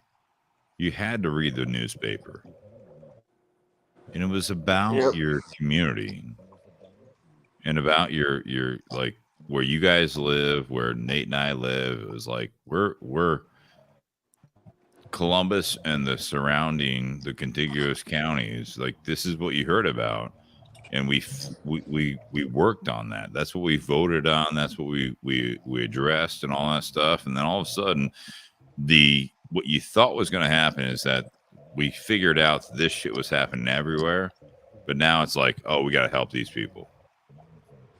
Now it's got global. Now we got to help those people. It's like Yeah. if we fix our community and they fix their community, now we're good. Yep. Then if they need help, but you got to fix it. You have to be in a position to help somebody. I don't know. I think part of the problem is we are probably at this day and age now, we are about the most disconnected group of human beings in the history of the world. My God, yeah. Mike, go ahead. No, I'll keep mine short and sweet. But the point I was trying to get earlier, just based on the conversation. I think the more capable you are, the less you have to worry about. So, if you were talking about like being able to worrying about being attacked or worried about being this and that. if you're capable, if you know you're capable of defending yourself, my mentality is it's one less thing I have to worry about. Because if I am in a situation where I have to protect myself, I know I can, so I don't have to worry about it. Versus, people that know that they can't, then they have to worry about it. Because what if X, Y, and Z happens? How are you going to handle it? And you can't, so it makes you worry about it. My mentality has always been, if you're capable, you don't have to worry about it. Because if the situation arises, you can handle it the best you can. That's my take on it. That can mean whether it's physically defending yourself or, if your preference is, you know what I mean? Like if you're the person, like let's just say if you're kind of sorry to say it, but like if you're a weak, frail, or defend your life, or person comes in fit action in a handgun or whatever it may be is what you need to protect yourself, well then you're capable of it. You don't have to worry about it as much. You hope you never have to use it, but if someone's going to take your life that you feel, well then there you go. In some cases, like if you defend yourself, you don't have to worry about those things if you know you're capable. I like that. Yep. I just add one piece to his right there. I think you should be capable, but I also think you should have an honest conversation with yourself, and you should have a line that you won't come off of, and you stand on that line. So you have to be willing to stay on that line. Because if you capitulate all the time to everybody, then eventually you get ate with the rest of the sheep. Sure. I'll say this. I invite a lot of people into my life these days. Last 6-7 years, I've invited a lot of people in my life, and I have accepted that the people I accept in my life don't always, they don't invite me into their everyday life. So that being said, I keep going down the path that I feel confident about. And when I invite people into my life, I have conversations with them. I have them over to my home. I have people that I invite into the intimate sides of my life. I talk about things that are important to me. It's not always reciprocated, and it's not most of the time. It's not because they don't want to reciprocate. It's because people don't know how to do it.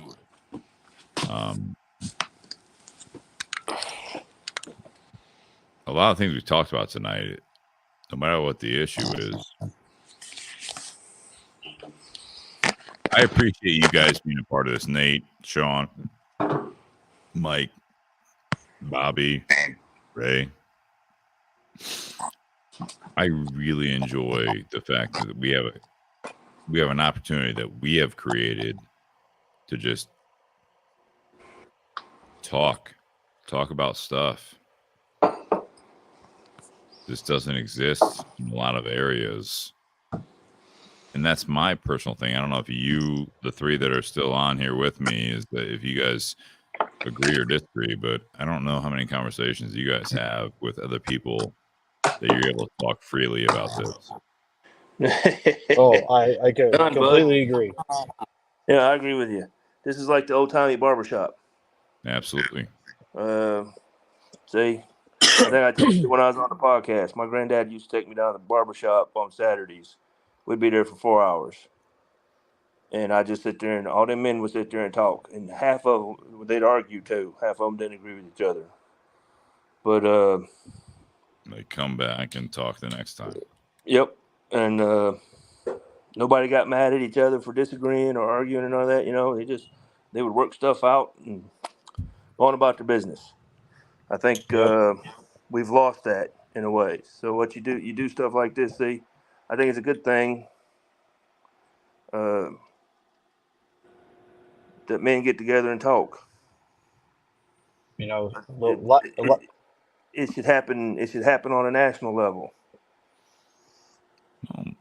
One thing I love about this is, life isn't all sunshine and rainbows, and I think it's good to talk through all the good positive stuff because that's good. But at the same time, it's also good to talk about some of the concerns and issues that we have. Like, it's good to be able to talk through and learn and grow and understand from both the good and the bad, which is what's awesome about this, because it's not always the positive stuff. Sometimes it's the stuff that's not so great, but is necessary to talk through, to learn, and to grow and to excel with.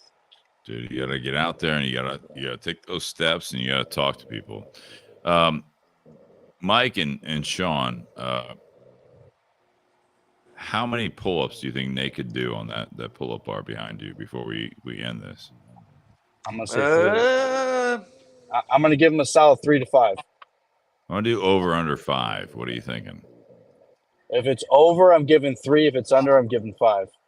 Shit. All right, dips. How old are you, Nate? 40. 40. I'm gonna give him a solid. Nate, I'm gonna give him a been working solid. at a place throwing caskets around. I don't know, but I don't know. See, pull-ups is a different beast altogether.